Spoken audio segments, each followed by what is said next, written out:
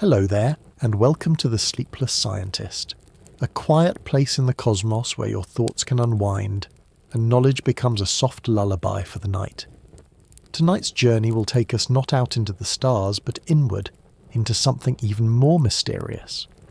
We'll be exploring the nature of consciousness, guided by the contemplations of Rupert Spira. It's a subject that sounds abstract at first, but as we'll discover, it is in fact the most intimate and immediate reality of all. It is the presence in which everything else comes and goes, like waves rising and falling upon an endless ocean. But before you settle in and get cozy, I'd love if you could take a moment to like this video and subscribe, only if you truly find these quiet explorations enjoyable. And when you're ready, leave a comment to let me know where in the world you're listening from and what time it is for you right now. It's always such a joy to see all the places we gather from, each in our own little slice of time. Now, feel free to dim the lights, maybe turn on a fan for a soft background hum, and let's gently begin our journey into the mystery of awareness together. And if your mind begins to wander, that's perfectly fine.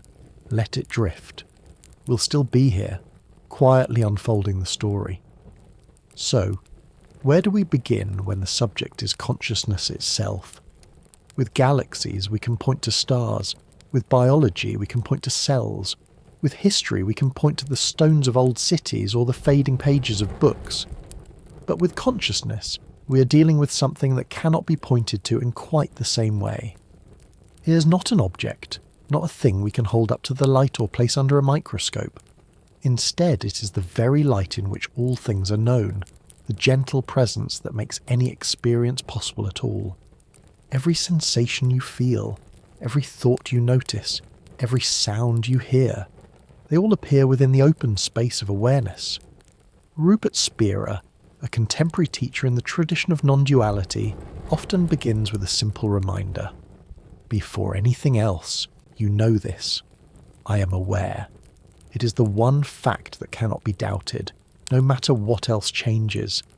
Even if every thought you hold about yourself were to dissolve, even if memories came and went like passing clouds, the simple recognition of being aware would remain, steady and unmoving. That is where our journey will take us, not into speculation about what might exist beyond the stars, but into the direct, quiet realization of what has always been here, closer than your own breath. And like the best journeys, it will not be rushed.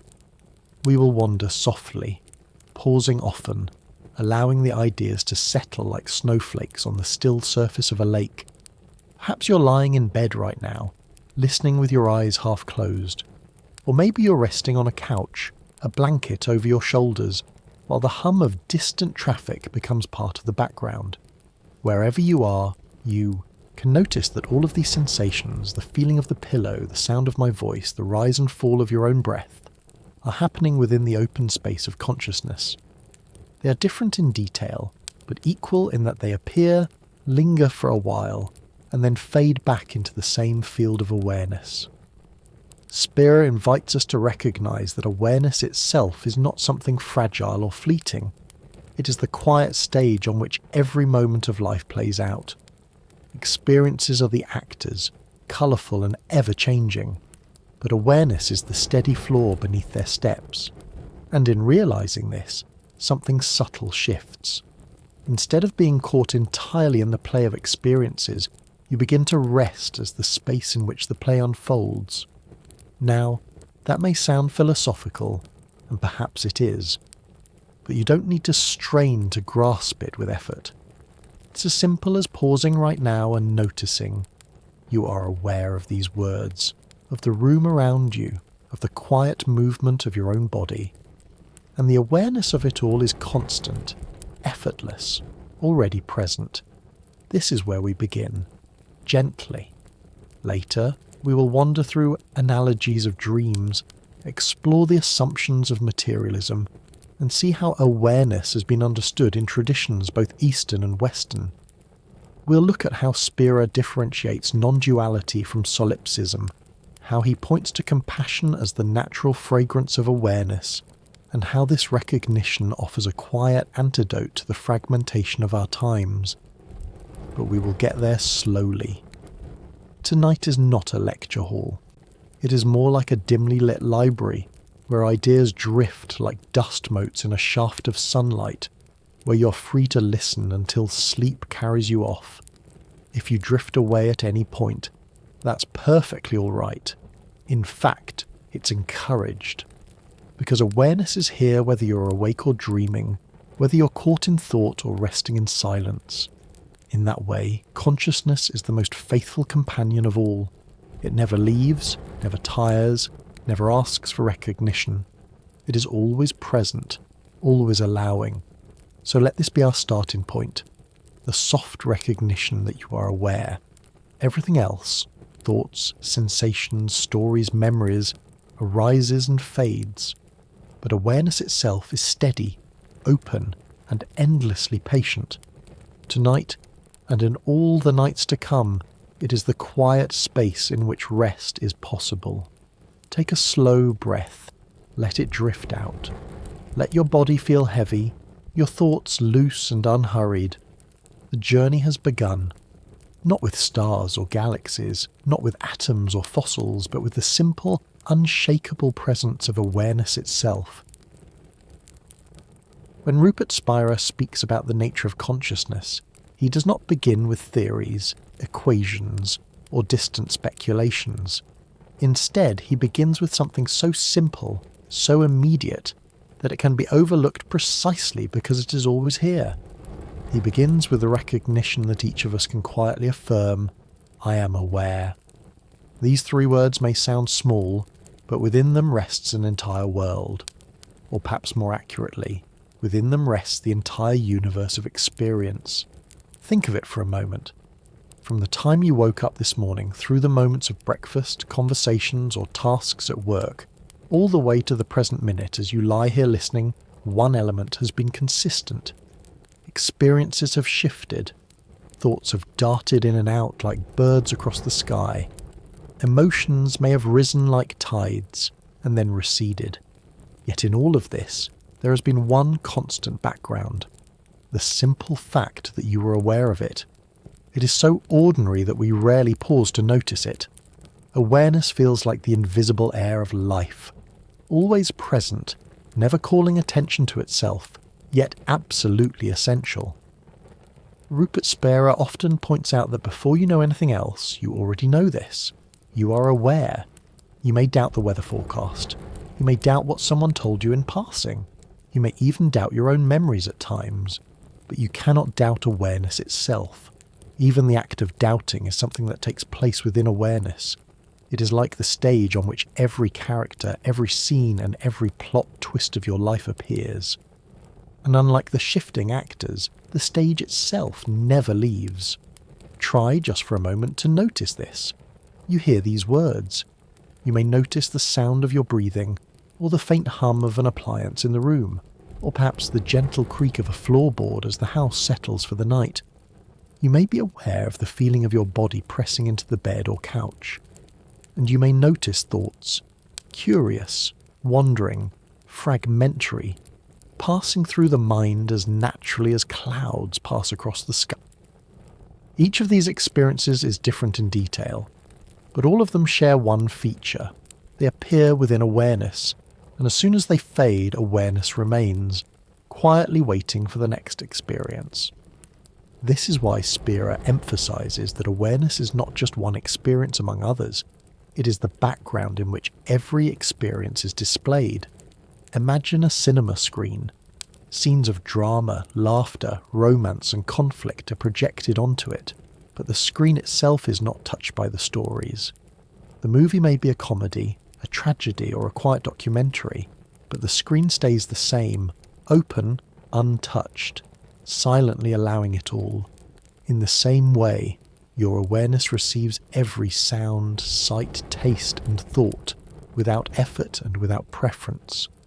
It is important here to note that this is not meant to be a belief, something you need to accept on faith. It is meant to be recognized directly.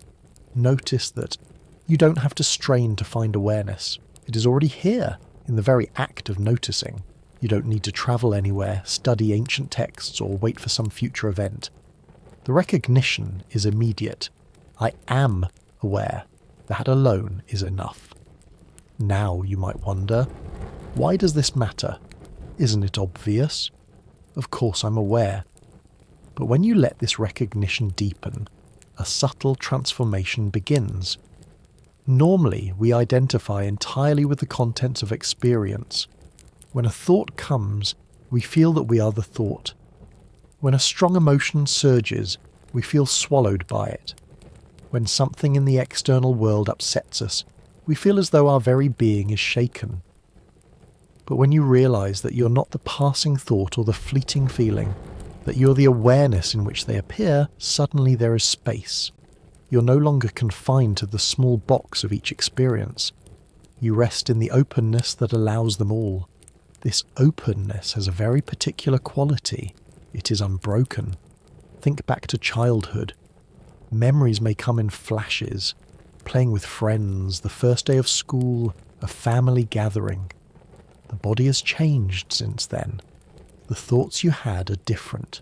The personality may have shifted. Yet if you look carefully, the awareness of it all feels exactly the same. The I am aware you can affirm now is the same one you could affirm when you were 5 years old, or 15, or yesterday. Awareness has never aged, never altered. It has been quietly present through every transformation of your life, like the steady thread holding together a necklace of countless beads. In this way, awareness is not something fragile that could appear and disappear. It does not come and go with the experiences it hosts. It is the constant, the steady backdrop that remains while experiences rise and fade. Rupert Spira often compares it to the sky. Clouds of thought pass through. Weather systems of its motion come and go. Yet the sky itself remains clear, open, and untouched. Even in a storm, the open sky is still there, hidden but never absent. Consider also how effortless this is. Awareness does not need to work to be aware. Your eyes need to strain a little to read a page in dim light. Your ears may need to focus to catch a faint sound. But awareness itself does not exert any energy. It simply is.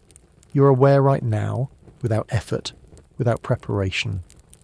That is why Spira calls it the most intimate fact of all. It is closer than thought, closer than breath, closer than the sense of being a body in space. When you let this sink in, something very gentle happens. Life feels a little less hurried. Instead of being swept away by every thought and every worry, you begin to notice the quiet presence in which they unfold. You don't need to push thoughts away or hold them tightly. They come, they stay for a while, they leave. The awareness that notices them is undisturbed. In that recognition there is a natural peace, not a forced calm, not the peace of everything being perfect, but the peace of recognizing the one thing that does not change, no matter what. And so, as you lie here tonight, perhaps drifting towards sleep, you can let this simple truth keep you company. Everything else may shift. The day dissolves into night, and thoughts dissolve into dreams, but the awareness in which they all unfold remains steady, like the quiet hum of existence itself. That is the ever-present whisper Rupert Spira invites us to hear. I am aware. When we speak of consciousness, it can feel at first like we are trying to catch something too subtle to describe, like attempting to cup water in our hands only to watch it slip through our fingers. But Rupert Spira, and many who walk the path of contemplative philosophy, invite us to see that consciousness is not distant, hidden, or fragile. On the contrary, it is the most obvious thing in our lives. It is the very field in which all else takes place. If experiences are like paintings, then consciousness is the canvas. If experiences are like melodies, then consciousness is the silent air through which the notes travel. If experiences are like stories, then consciousness is the page that quietly holds the words. Spira offers a simple threefold definition that can guide our reflection. He suggests that all experiences, no matter how different in quality, share three essential features in relation to consciousness. First, every experience arises in consciousness. Second, every experience is known by consciousness. And third, every experience is made of consciousness itself. These may sound abstract at first, but they can be understood gently, one step at a time, in the same way you might take in the scent of tea, then the warmth of the cup, and only afterward notice the taste. Let us begin with the first. All experiences arise in consciousness. This may sound like a philosophical claim, but you can confirm it right now, without relying on any authority. The sound of this voice is happening. The pressure of the pillow or mattress is happening. A thought perhaps about something you did earlier today may arise in the mind. But where do they all appear? They appear in the same open space of awareness. Just as every cloud appears in the open sky, every experience appears in the open field of consciousness. You never have an experience outside of awareness. No matter what the content is, pleasant or unpleasant, loud or quiet, bright or dim, it only ever arrives in the space of being aware. The second feature is that every experience is known by consciousness. This may seem almost too obvious to mention, but it is precisely in its obviousness that it hides. What would it mean to have an experience that was not known? It would mean that it did not register in awareness at all, in which case it would not be part of experience. The rustle of leaves in the distance, the weight of your blanket, the taste of something you ate earlier, each of these is known because consciousness receives them. Imagine a theatre stage. The actors perform their roles, but it is only because the spotlight illuminates them that the audience can perceive the play. Consciousness is like that spotlight. Without it, the play of life would continue unseen and unknown. The third feature is more subtle, and perhaps the most profound. Spira suggests that every experience is not only in consciousness, and known by consciousness, but is also made of consciousness. This may sound strange at first. How could the hardness of a chair, the flavour of chocolate, or the sight of a tree be made of consciousness? Yet consider again the canvas and the painting. The brushstrokes do not just sit on the canvas. They are nothing but pigments arranged upon it, inseparable from the surface that carries them. In the same way, sounds, sights and thoughts are not made of some substance apart from consciousness. They are themselves modulations of awareness, different textures and patterns of the same underlying field. Take the example of a dream at night. Within the dream, you may walk along a city street. You see buildings, cars, other people. You feel your feet on the ground. But when you wake, you realize that the entire experience was not made of bricks, metal, or flesh. It was made entirely of mind. In the same way, Spira invites us to see that our waking experiences, while seemingly external and solid, are likewise appearances within consciousness. They are woven of the same fabric as the awareness in which they arise. To bring this closer, pause and consider a simple sensation. Perhaps the sound of your breathing. You notice it. You know it.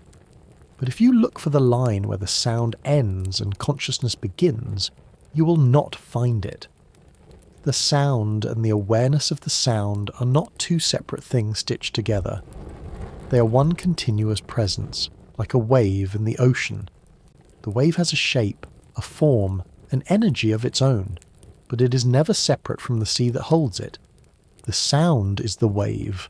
Awareness is the ocean. This threefold understanding, arising in, known by and made of, provides a quiet map, not to be memorized as doctrine, but to be explored in the living moment of experience. You can test it again and again. When a thought comes, notice. It arises in awareness.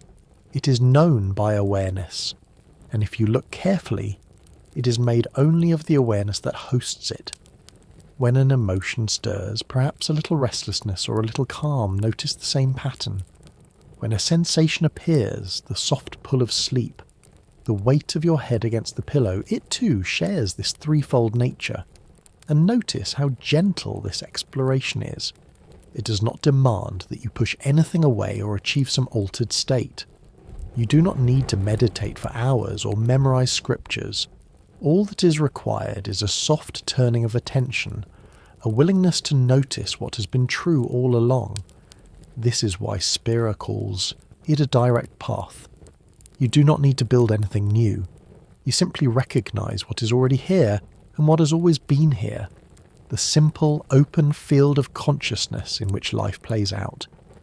As you hear this, you may feel the natural pace of your breath, the slow drift of your body settling more deeply into rest. You may notice thoughts arriving like gentle visitors at the door.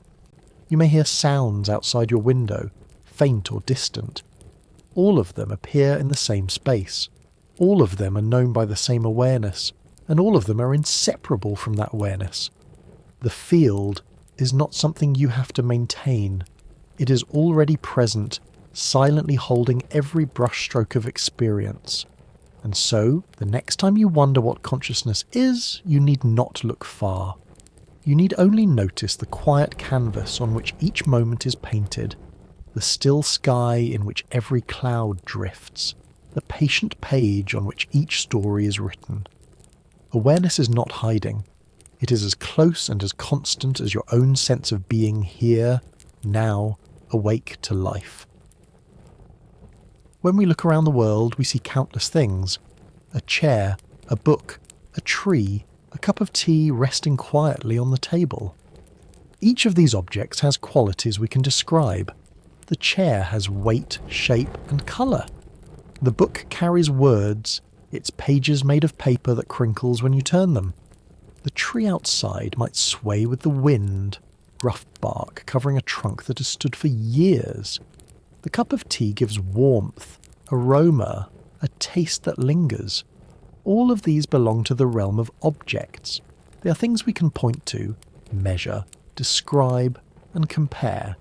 It might be natural to think of consciousness as just another object on that list, as though awareness itself is something hidden inside the brain like a pearl within a shell, a subtle object among other objects. But this is where Rupert Spira invites us to pause and reconsider. Consciousness, he suggests, is not an object in the world. It cannot be seen in the way we see a tree, cannot be touched like the surface of a cup, cannot be measured like the weight of a chair. And yet, it is more present and intimate than any object could ever be, because it is the very presence that allows objects to be known at all. Just as the eye can see everything around it but not itself, awareness illuminates every experience yet remains unseen.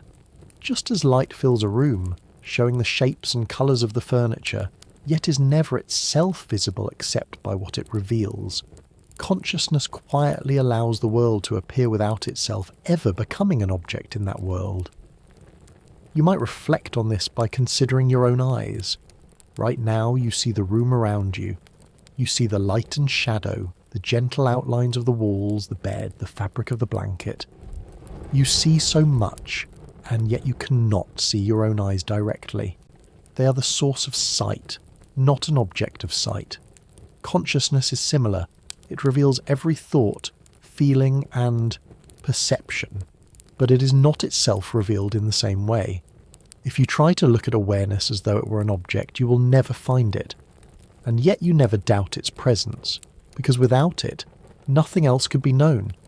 Another analogy Spira offers is that of light. Imagine entering a dark room and switching on a lamp. Suddenly you see the table, the books, the pattern of the rug. Light illuminates everything, but the light itself is not an object you see. It is known only through its effects, through what it makes visible. Consciousness works in just the same way. Every thought, every sensation, every sight is made visible by awareness. But awareness itself is not an object within that field. It is the invisible condition for visibility. This insight contrasts sharply with the assumptions of materialism. In the materialist view, consciousness is thought to be generated by the brain, as though neurons firing in complicated patterns somehow produce the light of awareness. The analogy is often drawn to a machine producing steam or a lamp producing light. But Spira turns this around. He suggests that consciousness is not an output of matter. but the very space in which matter itself appears.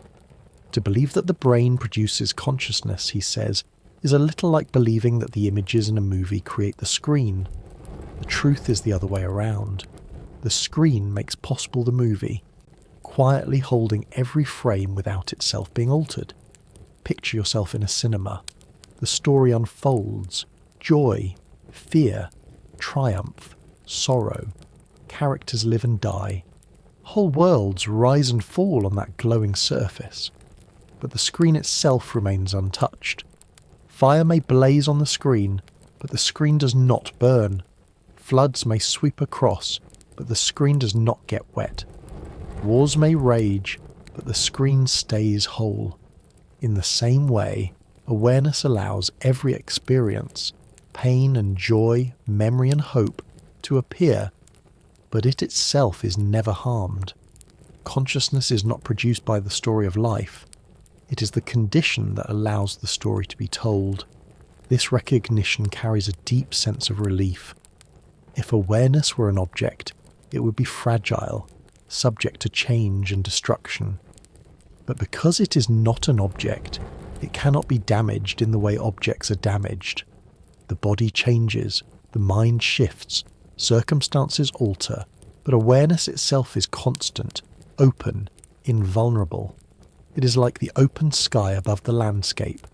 Clouds come and go, storms gather and pass, but the sky remains vast and unbroken. You cannot tear the sky, you cannot weigh it, you cannot burn it. It is not that kind of thing. Awareness is just as intangible, just as untouchable, and yet more intimate than anything else you know.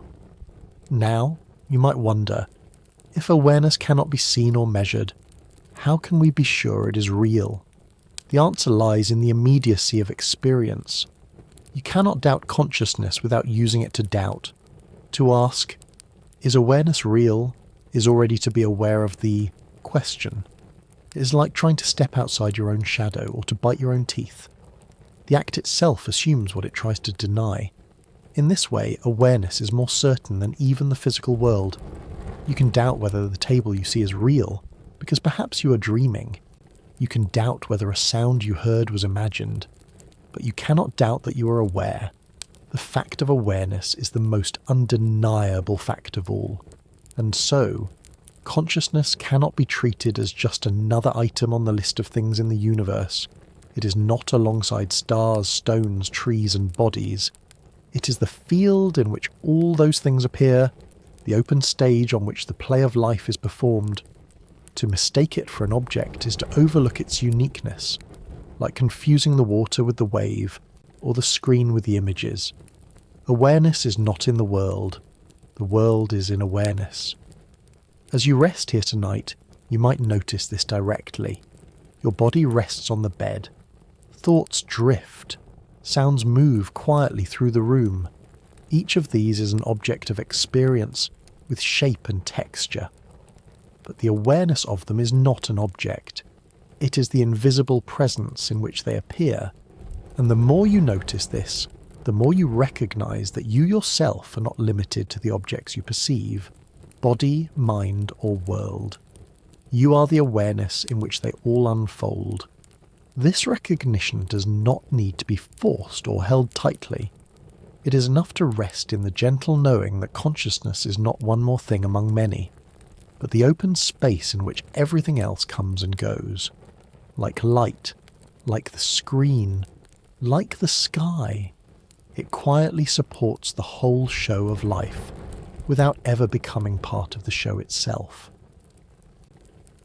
One of the most helpful ways Rupert Spira explains the relationship between consciousness and the world is through the analogy of dreams. Imagine, for a moment, that you are asleep. In the dream, you find yourself walking along a familiar street in Paris. The air is cool, the cobblestones slightly uneven beneath your feet. Cafes line the avenue, their windows glowing warmly against the night. You hear voices, laughter, the distant hum of a passing car. You may even feel the weight of a book in your hand or the gentle breeze against your skin. To you, while dreaming, all of this feels utterly real. The buildings have solidity. The people have lives of their own. The city seems to stretch out beyond your sight. And yet, when you wake, you realise that none of those buildings were made of stone, none of those cars of metal, none of those people of flesh. The entire city of Paris, with all its detail and atmosphere, was created out of mind. It arose within consciousness, was known by consciousness, and was made of consciousness itself. Its streets and sounds were not less vivid for being dreamed. In fact, while you were asleep, they were convincing enough to carry you along without question. Only afterward do you recognise their nature. Spira suggests that our waking world is not so different. The chair you're resting on, the sound of my voice, the walls of your room, the vast sky outside, all of these appear to be made of matter, something solid and external.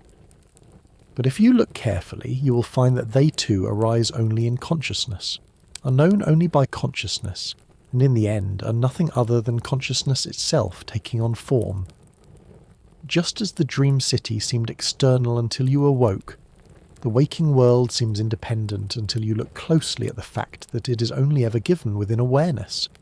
To soften this idea, let's step back into something simple. Notice a sound in the room, perhaps a faint creak, or the murmur of wind outside. Where does that sound happen? If you try to locate it outside of awareness, you cannot. The only place you know the sound is here, in the field of consciousness. The same is true of a thought as it arises, of the taste of water, of the sight of a lamp across the room. You never step outside awareness to access them. They are inseparable from the awareness that reveals them.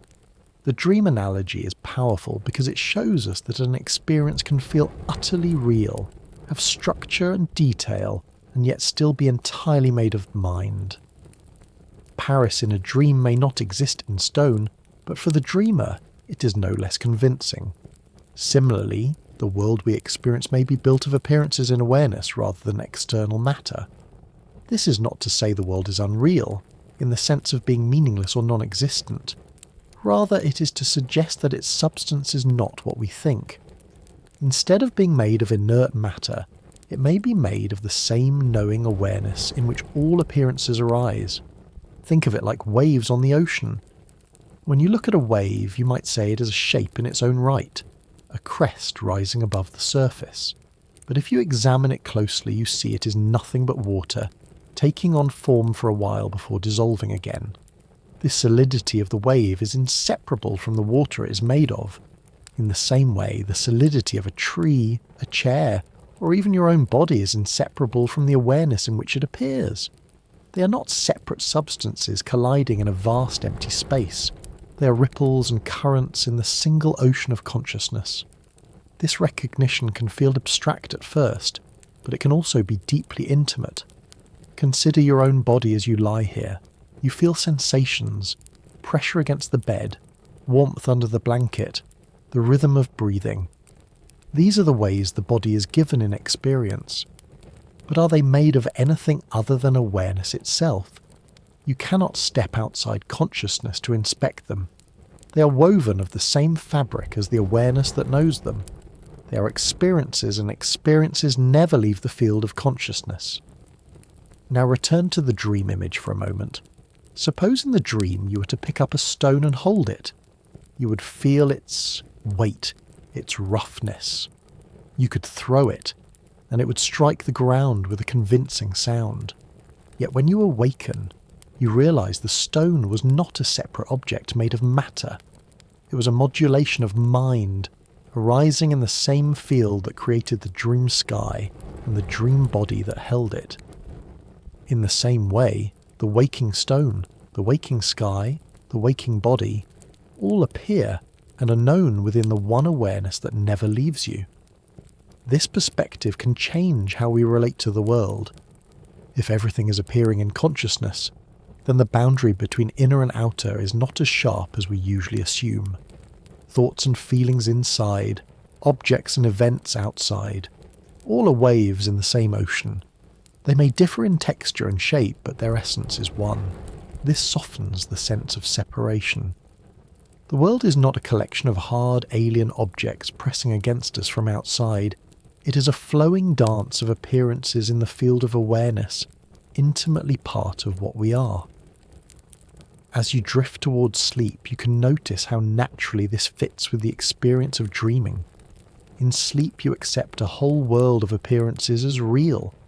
When you wake, you discover it was woven of mind. When you are awake, you accept this world as external. But if you look carefully, you find that it too is woven of awareness. In both cases, the essence of reality is not matter, but consciousness. This is not meant to unsettle you, but to invite a quiet wonder. It suggests that life is not a struggle to survive in a cold, material universe, but an unfolding play of awareness within itself. The chair, the bed, the sound of this voice, even the thoughts drifting through your mind right now, all of them are ripples in the same gentle sea. Like the dream Paris, they are utterly convincing, richly textured, and entirely made of the field in which they appear. If the dream analogy helps us see how matter might appear within consciousness, it also raises a gentle but important question. If the world is a dreamlike appearance in awareness, how is it that so many of us seem to share the same dream? If you dream of Paris at night, it is your dream alone. When you wake, you realise that the cafes, the cobblestones, the voices in the crowd were all imagined by your mind. Yet when you and I walk through the actual streets of Paris while awake, we both see the same cafes, hear the same sounds, and feel the same cool air. We can agree on details, point to the same landmarks, and hold the same stone in our hands. How is it that this world, if it arises in awareness, is not private but shared? Rupert Spira addresses this with a simple but luminous image. He suggests that while it may appear as though each of us has our own private field of awareness, in truth, there is only one consciousness, expressing itself through countless minds. Just as one sun reflects in many puddles after a rainstorm, the single light of awareness shines through each of us, giving the impression of many separate lights. When you look at a puddle, you see a reflection of the sun. Look at another puddle, and you see the same reflection, though the surface might shimmer differently. It may seem like two suns, but the reality is one. In the same way, what we call my consciousness and your consciousness are not separate entities, but reflections of the same open awareness playing through different perspectives. This explains how a world can be shared. It is not that each of us carries a sealed dream inside our skulls, somehow synchronized like clocks ticking in unison. It is that the one consciousness projects the same appearance through all perspectives, so that we recognize the same trees, the same rivers, the same cities. There is a consistency because the source is one. Just as two waves may have different shapes, but are inseparable from the same ocean, two people may have different lives, but are inseparable from the same field of awareness. Think of a concert. Each person in the hall hears the same music, though from slightly different seats. The violin may sound brighter from one side, the percussion clearer from another, yet the music itself is one, carried through the same air. In a similar way, each of us seems to experience the world from a unique position, but the awareness in which it appears is the same in all. That is why we can point together at the moon, or share a laugh at the same joke, or recognize the same fragrance of bread drifting from a bakery. The world is not divided into countless private dreamscapes, but a single, shared expression of consciousness. This perspective also dissolves some of the unease people feel when they first hear non-dual ideas. Without it, one might fear that if the world is only in awareness, then it must be an isolated, solipsistic dream where only my mind exists. But Spira carefully distinguishes non-duality from solipsism. Solipsism says only one person's mind is real. Non-duality says only consciousness is real, and that consciousness is not personal. It is not yours or mine in the way a possession is. It is the open field in which both of us, and everything else, appear.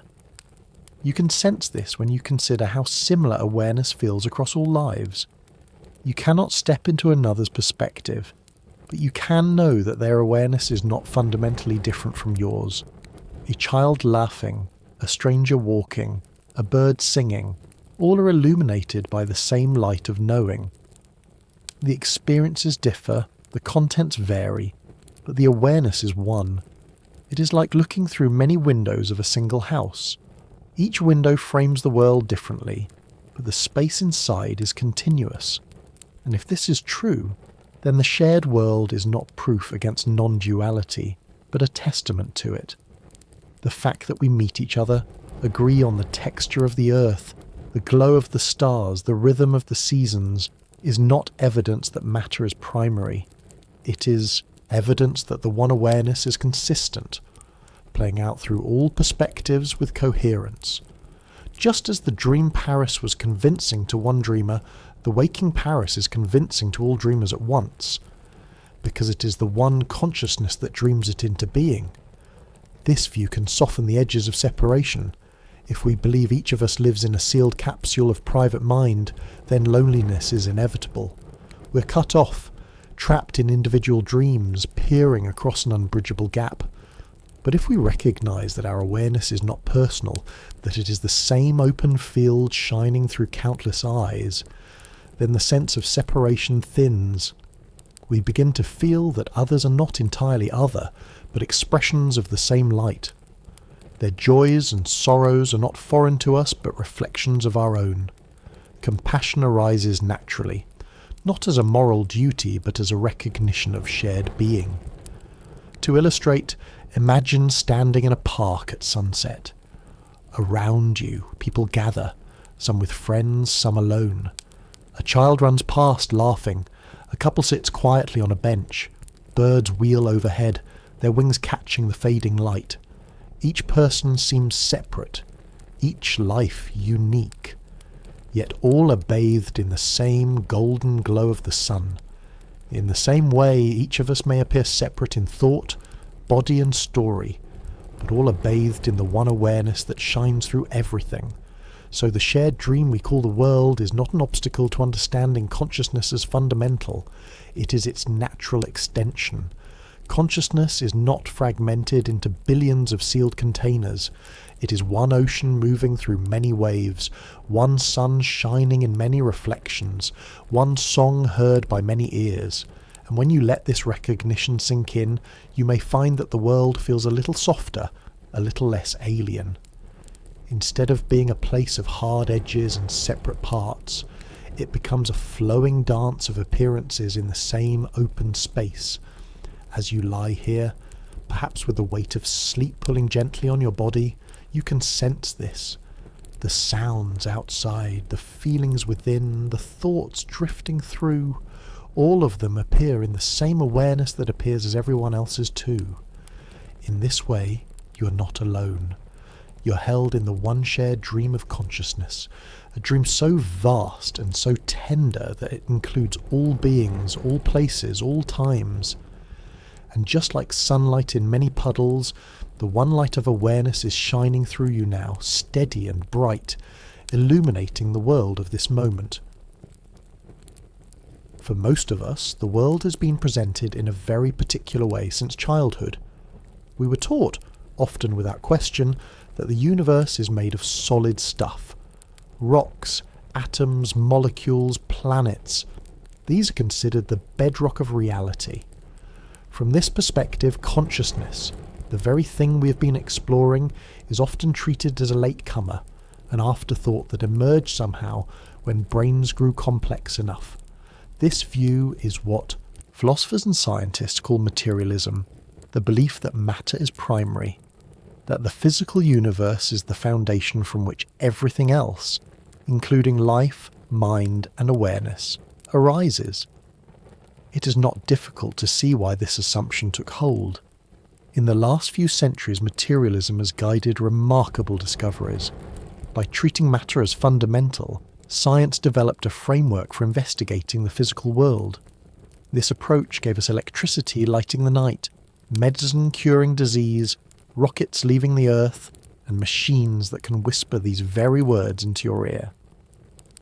The materialist story has been deeply practical, and it has shaped the culture of our modern world. We learn to see ourselves as biological machines, our thoughts as electrical signals, our emotions as chemical releases. The beauty of a sunset becomes photons scattering in the atmosphere. The warmth of love becomes neurotransmitters firing across synapses. And yet, as Rupert Spira reminds us, there is a quiet assumption buried at the root of this worldview. The assumption that matter itself is the starting point. The assumption that there is a universe of physical stuff out there, and that consciousness is a small flame flickering inside our skulls, a product of this larger external machine. For most of us, this assumption has become invisible, like the water a fish swims in. We rarely stop to ask if it is the only way to see. But what if we pause, as we are pausing tonight? What if we ask, where, in direct experience, do we ever encounter matter in itself? Do we ever find anything apart from the knowing of it? When you look at a chair, what you have is an experience, colour, shape, texture, appearing in awareness. When you taste tea, what you have is the warmth, the flavour, the sensation, again appearing in awareness. When you remember an event, what you have is a thought image, alive in the same field. In none of these cases do you step outside awareness to find matter as a separate substance. You only ever encounter appearances within the open space of consciousness. The assumption of matter says that awareness is the fragile result of material processes. But the contemplative path Spira points to suggests the opposite, that matter itself may be an appearance within awareness. To many, this may sound upside down. How could solid objects, mountains and oceans, be appearances rather than foundations? But remember the dream analogy. In a dream, you hold a stone, feel its weight, hear it strike the ground. It seems solid, external and independent. Only when you wake do you realize it was an appearance in mind. The solidity was convincing, but its substance was consciousness. In the same way, perhaps what we call matter is a concept layered onto experiences that are themselves inseparable from awareness. Science, working with great precision, has mapped the relationships and patterns of these appearances, finding laws and equations that describe how they behave. But the fact that experiences behave consistently does not prove they are made of anything outside awareness. It only proves that the dream is coherent. This reflection is not meant to dismiss the achievements of science or the usefulness of treating matter as though it were primary. It is only to suggest that the assumption deserves to be noticed, that it is not the only possibility. And when you notice it, the world can begin to soften in how you perceive it. The heavy, separate external world of things out there begins to feel less like an alien machine and more like a flowing appearance within the intimacy of awareness. Take a moment to reflect in your own direct experience. You feel the weight of your body on the bed, the pressure against your back or side. You hear the sound of these words, the rhythm of your own breath. You may notice faint thoughts moving like ripples. In each case, what you know is not matter as such, but the experience itself, sensation, sound, thought, appearing here in consciousness. The idea of matter is added afterward, a story told about what underlies these appearances. But the appearances themselves are immediate and inseparable from awareness. Spira's point is not that the materialist view is wrong in every detail, but that it begins with an assumption that may not be as obvious as we once believed. If consciousness is primary, then the story of matter shifts. Instead of matter giving rise to mind, mind gives rise to the appearance of matter. Instead of a world of lifeless stuff producing awareness, awareness produces a world full of appearances. It is a gentle inversion, but it changes everything. This shift also changes how we see ourselves. Under materialism, we are temporary configurations of matter, living briefly, then dissolving back into lifeless elements. Under the view of consciousness first, we are not isolated fragments of matter at all. We are the awareness in which every fragment appears, the field in which life arises and dissolves, the canvas that remains even as the painting changes. This is not meant as a grand belief to adopt, but as a quiet invitation. Look closely and see whether you ever find matter apart from the awareness that knows it. And so the assumption of matter, so natural, so deeply woven into culture, begins to look less like an obvious truth and more like a perspective, useful, powerful, but not final. The deeper truth may be simpler, that everything you know, everything you will ever know, appears in awareness, is known by awareness, and may ultimately be made of awareness itself. The solidity of the world is not diminished by this. It is only recognized as an expression of the same open field in which you too appear. As you rest tonight, let that possibility drift through your mind like a soft cloud. Perhaps matter is not the starting point. Perhaps awareness is, and if so, then the world is not a foreign machine but an intimate expression of the very consciousness listening here now. Once we begin to notice the assumption of matter, another question quietly arises. What are the consequences of believing it? How does it shape not only science and culture, but also the way we live, the way we feel about ourselves, and the way we relate to one another?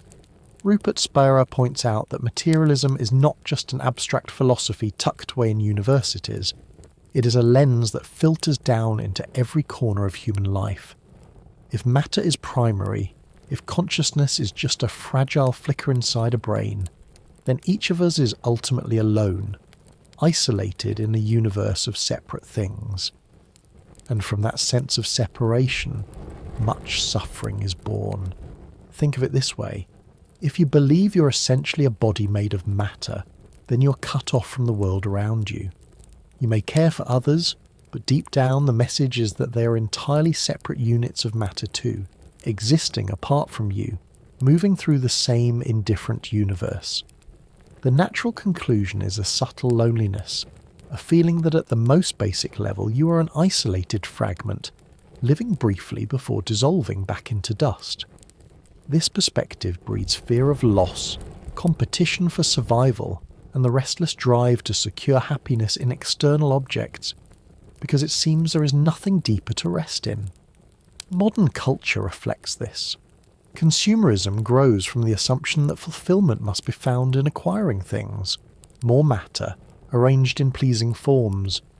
Ecological harm arises when we see the world as a pile of resources, separate from our own being, to be used until exhausted.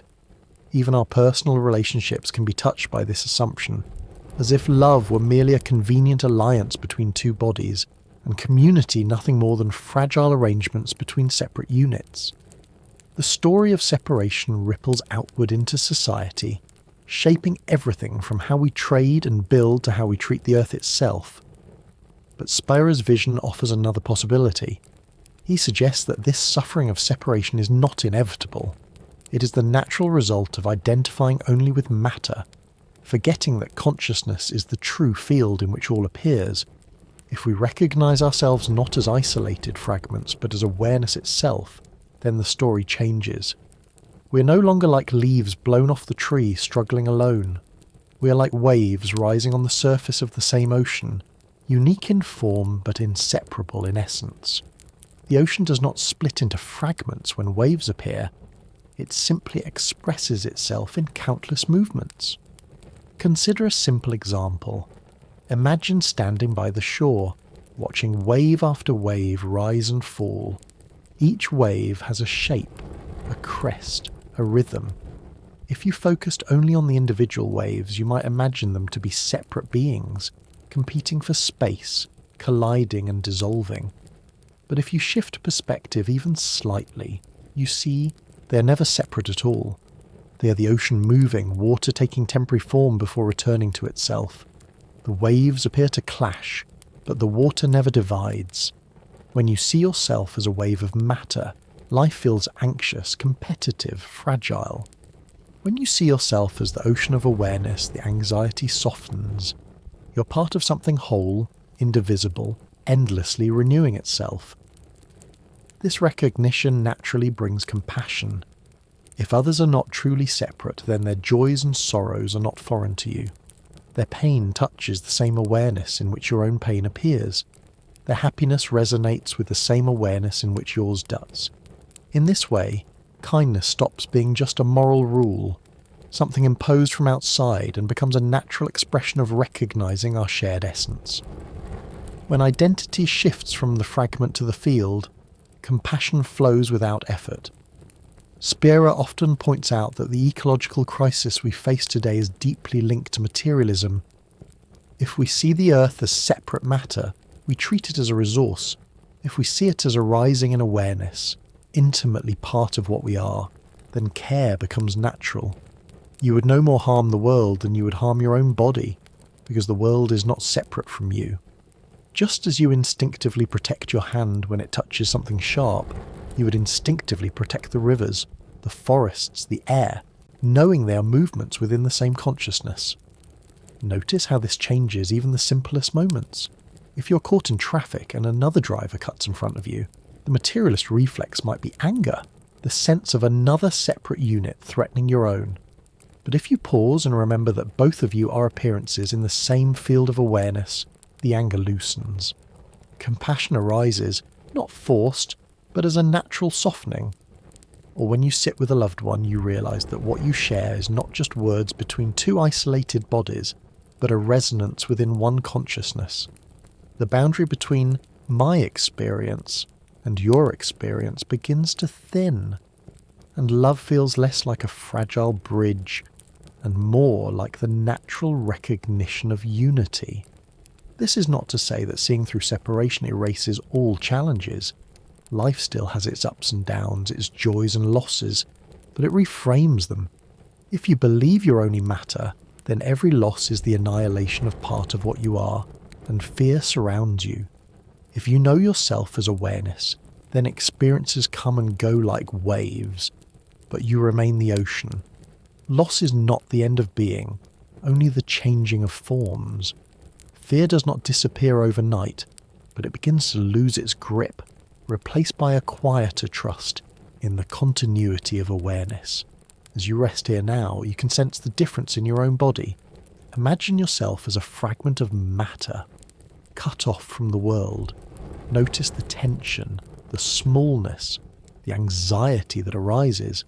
Then imagine yourself as the awareness in which the body, the room, the world all appear.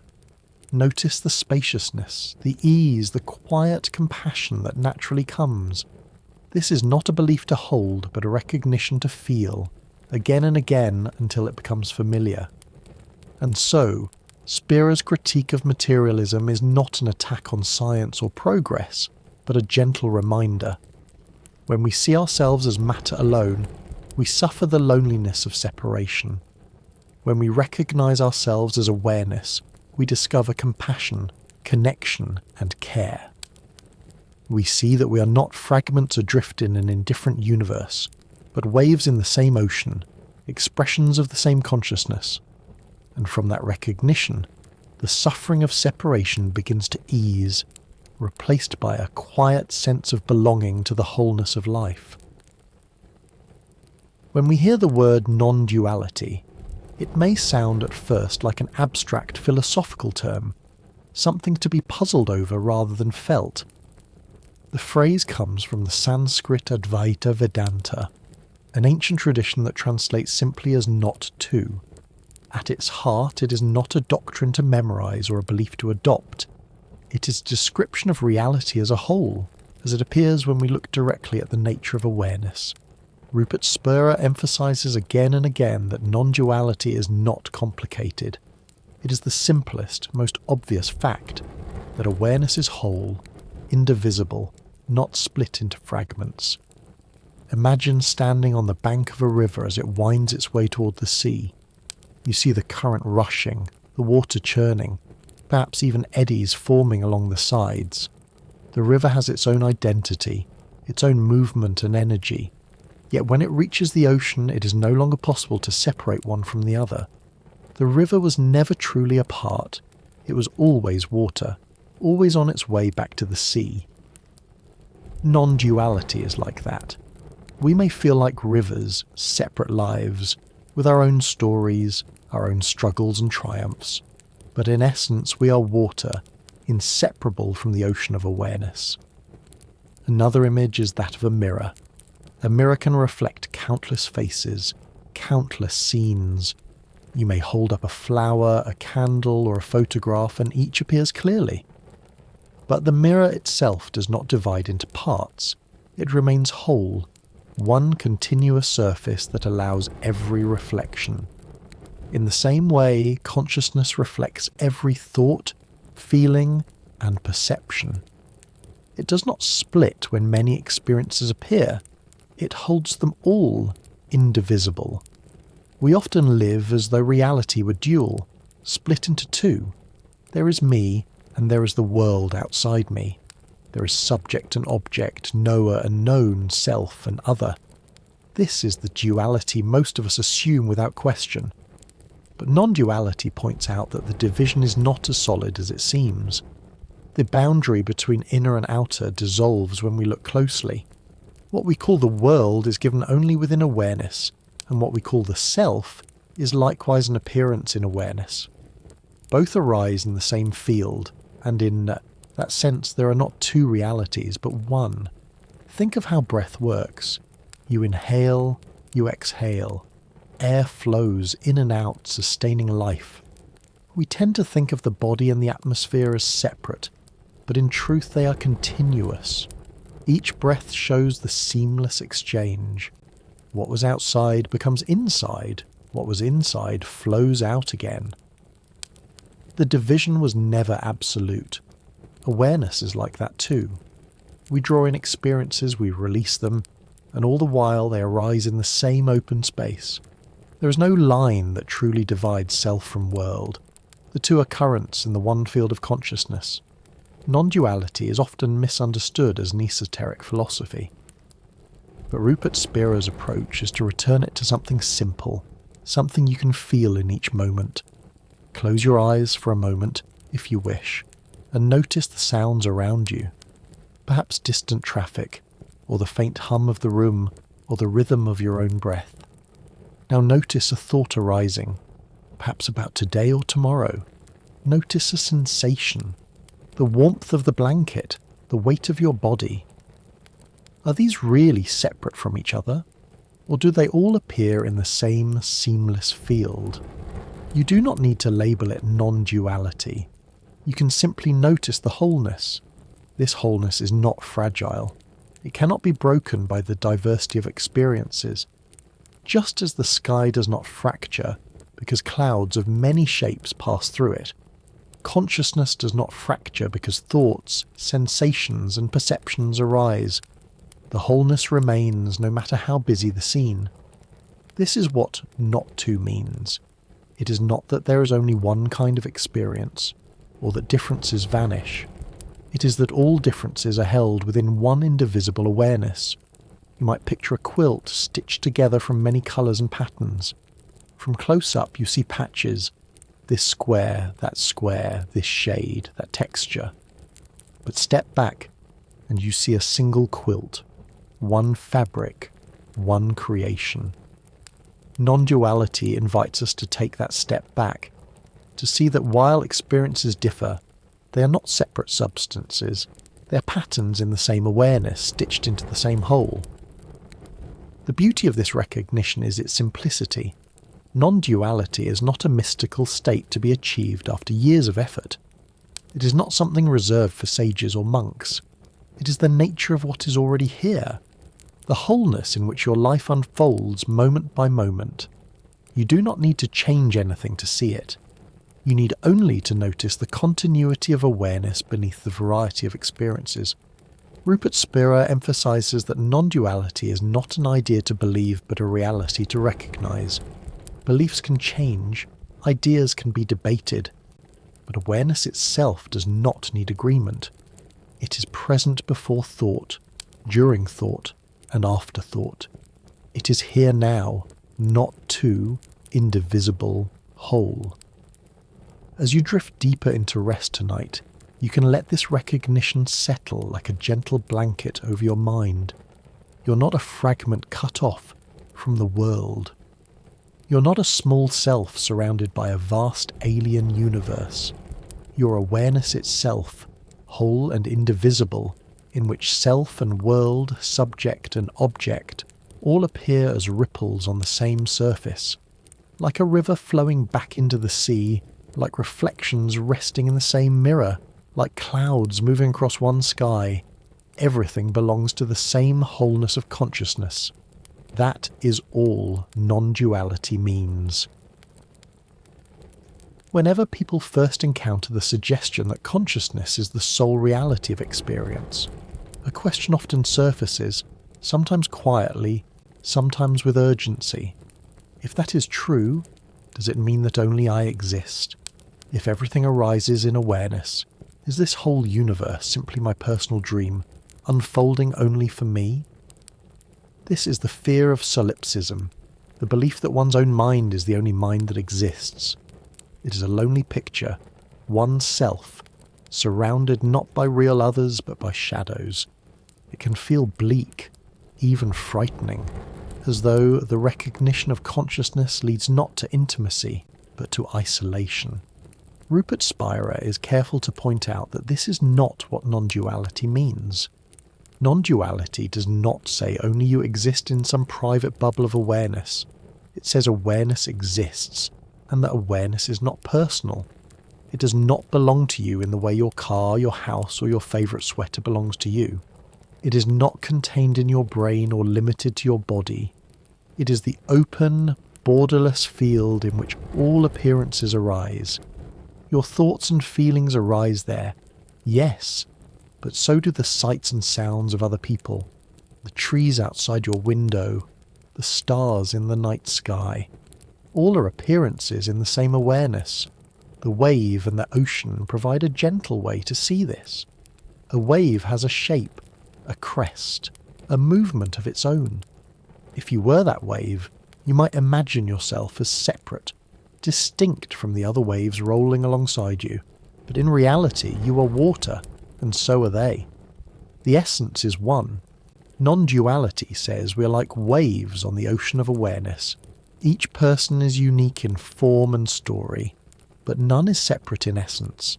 To say, only I exist, is to mistake the wave for the ocean, to claim that the part is the whole.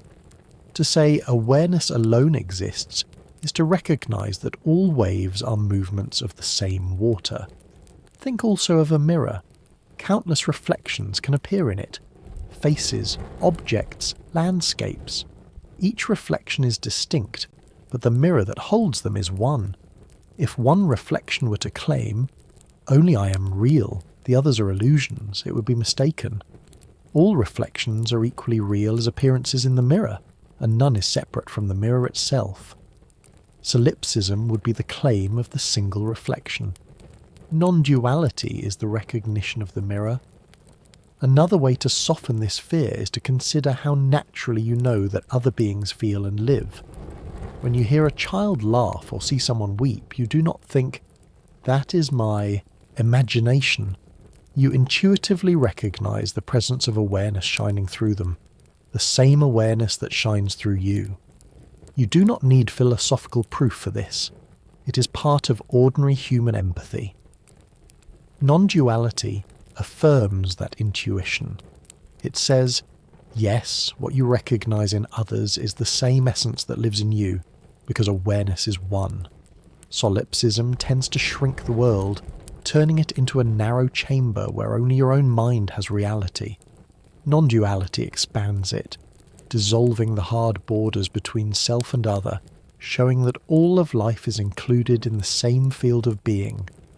Far from being lonely, it is profoundly intimate. It reveals that you are not cut off from the world, but continuous with it, like air moving freely through open rooms. This recognition also changes how we live with others.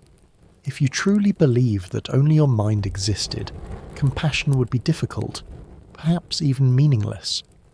But if you see that every other person is a wave of the same ocean, then their joys and sorrows matter. because they are your own in essence.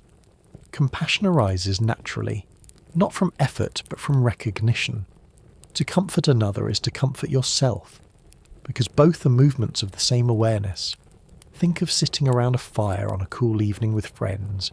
Each of you has your own body, your own thoughts, your own history. Yet you all feel the same warmth, see the same flames, share the same glow. Non-duality is like that fire. It is one presence experienced through many lives. No one needs to claim it exclusively, because it cannot be divided. Solipsism says, "This fire is mine alone, all others are shadows." Non-duality says, "We are all gathered around the same fire, warmed by the same light." And so, when you hear that all is consciousness, do not mistake it for the claim that you alone exist. It is not a call to isolation, but an invitation to intimacy. It is the reminder that your awareness and my awareness, and the awareness of every creature, are not separate lights, but reflections of the same sun. Just as one sun can shine in countless puddles after rain, one awareness shines through countless beings.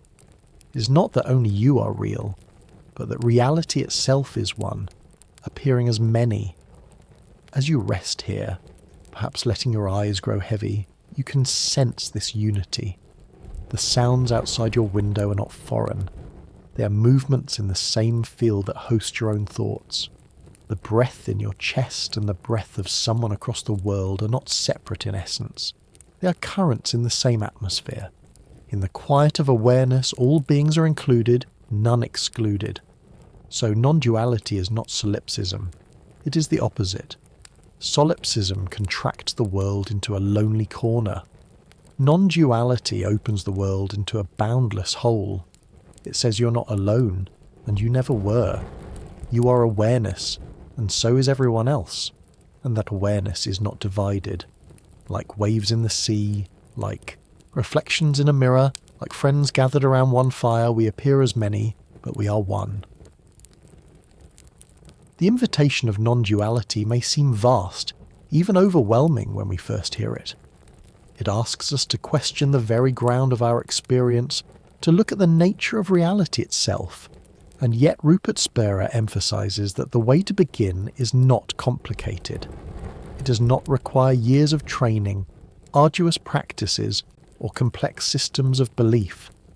The recognition of awareness is the simplest movement imaginable. It is less an effort than a pause, less a reaching outward than a turning inward. You can sense this even now. Let your body rest. Notice the play of sounds in the room, the gentle rhythm of your own breathing. Notice a thought as it drifts across the mind, then fades away. Each of these experiences appears and disappears like notes in a piece of music. But behind the notes, there is silence, a background that allows the melody to be heard. Awareness is like that silence. It is not noisy or dramatic, but without it, no thought, no sound, no sensation could appear at all. When Spira speaks of turning inward, he means simply noticing that background, recognizing the quiet field in which the music of life is always playing. This is not an act of imagination. You do not need to conjure anything new. It is more like noticing a detail that has always been there but was overlooked. Think of a painting you have passed many times, perhaps hanging in a familiar hallway. You see it each day, but one evening you pause and notice a subtle shade of colour you had never truly taken in. The painting had always contained it. You simply had not paused to recognise it. Awareness is like that. It has been with you in every moment of your life, as close as your own existence, but rarely do we stop to acknowledge it directly. It may help to use another image. Imagine sitting in a quiet room where a clock ticks steadily. For most of the day, you may not notice the sound at all. Your attention is caught by conversations, tasks, or your own thoughts. But when the room falls still, you suddenly hear the ticking. It was never absent. It had always been there, steady and constant, but you had not attended to it. Awareness is just like that. It is the constant presence behind every moment, waiting for recognition. Turning inward is simply shifting attention from the content of experience to the awareness in which that content arises. Spira insists that this turning inward is not about effort. You're not trying to capture something elusive. In fact, the more you strain, the more hidden awareness seems. Recognition happens when effort relaxes, when you let yourself be still enough to notice what is already here. It is like looking for your glasses only to find they are resting on your head the whole time. The search can end in an instant, not because you achieved something new, but because you saw what was present all along. This is why the direct path is called direct. It does not require you to journey through complex stages or to accumulate merit over years. It asks only that you recognize in the present moment the awareness that is already functioning, and the recognition can happen in an instant.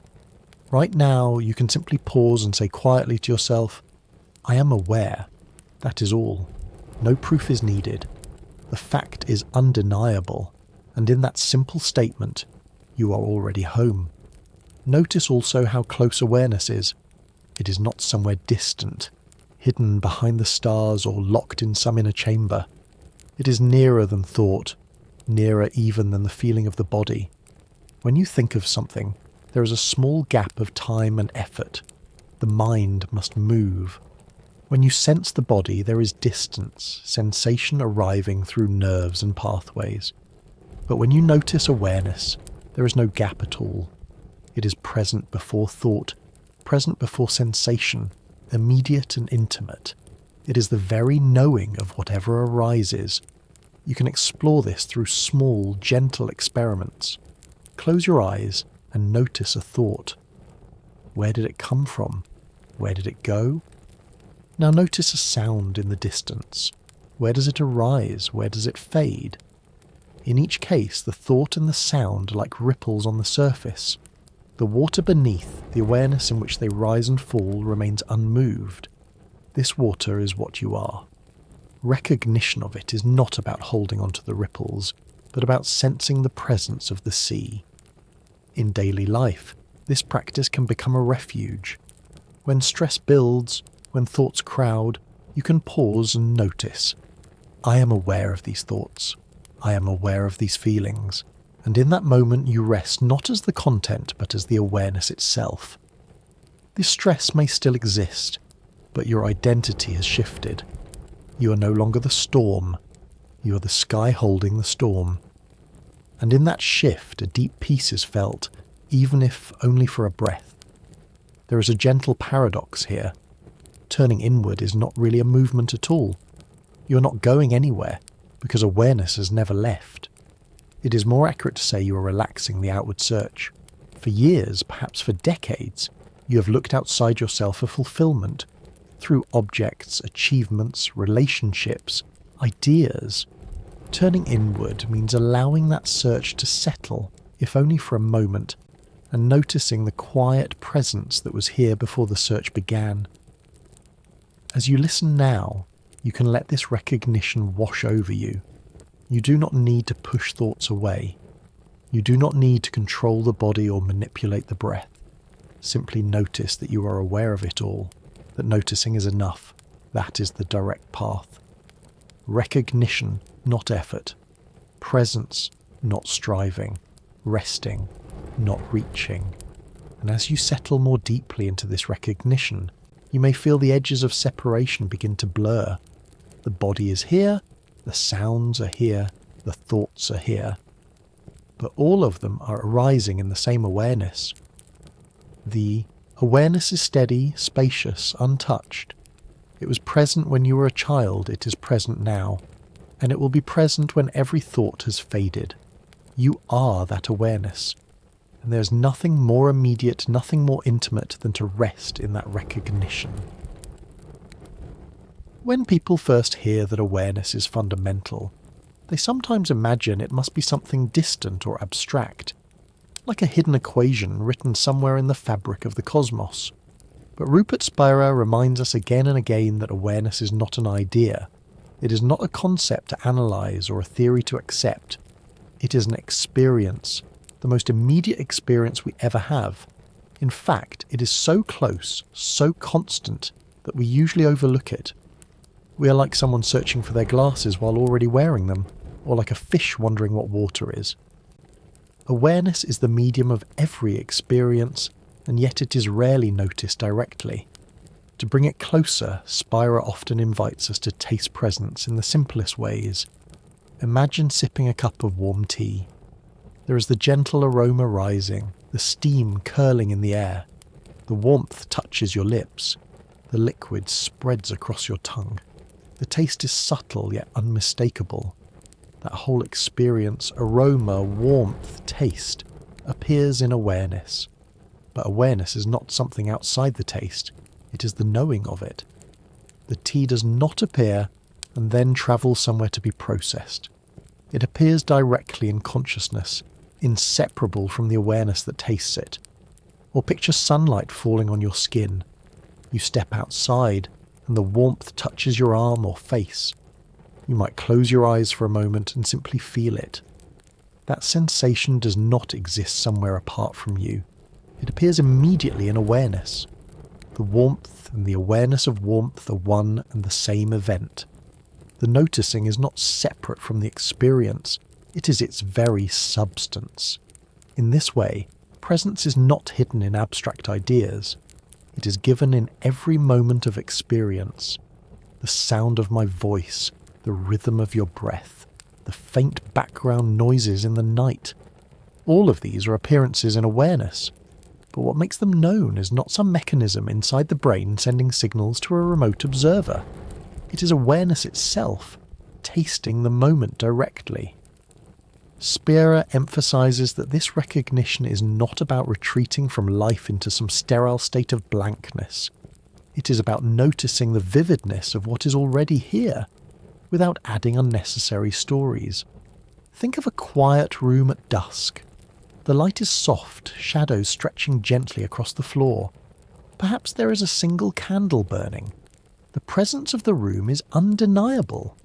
You do not need to analyze it to know it is there. You simply feel it, settle into it. Awareness is like that. It is not a theory. It is the simple presence in which life quietly shines. And yet, despite being so close, we tend to miss it because our attention is habitually caught by the objects of awareness rather than awareness itself. We are pulled toward the content of the movie and forget the screen. We become absorbed in the story and overlook the silence holding every word.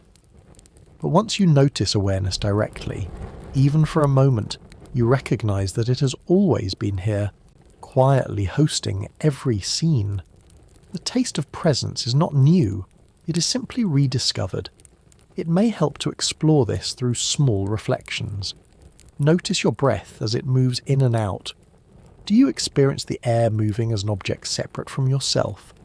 Or do you experience it as a sensation immediately present in awareness? Notice a thought, perhaps something about tomorrow. Where is it happening? Is it somewhere else? Or is it arising in the same field that hosts your breath and these words?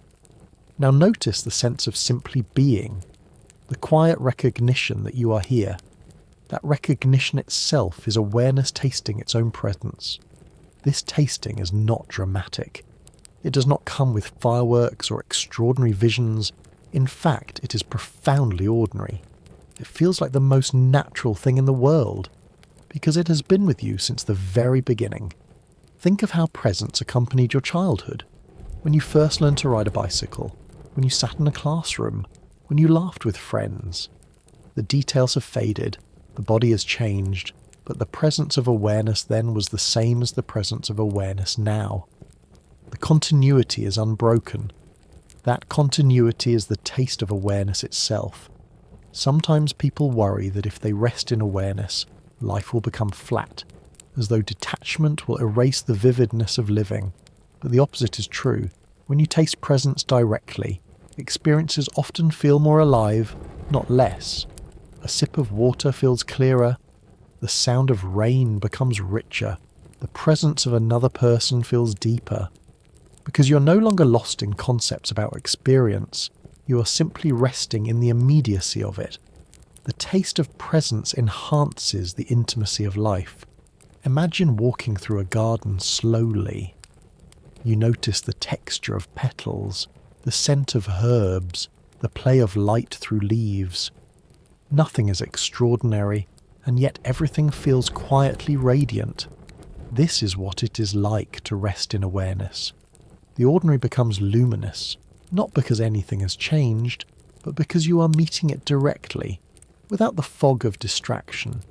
Awareness itself is luminous, and when you taste it, the world reflects that light.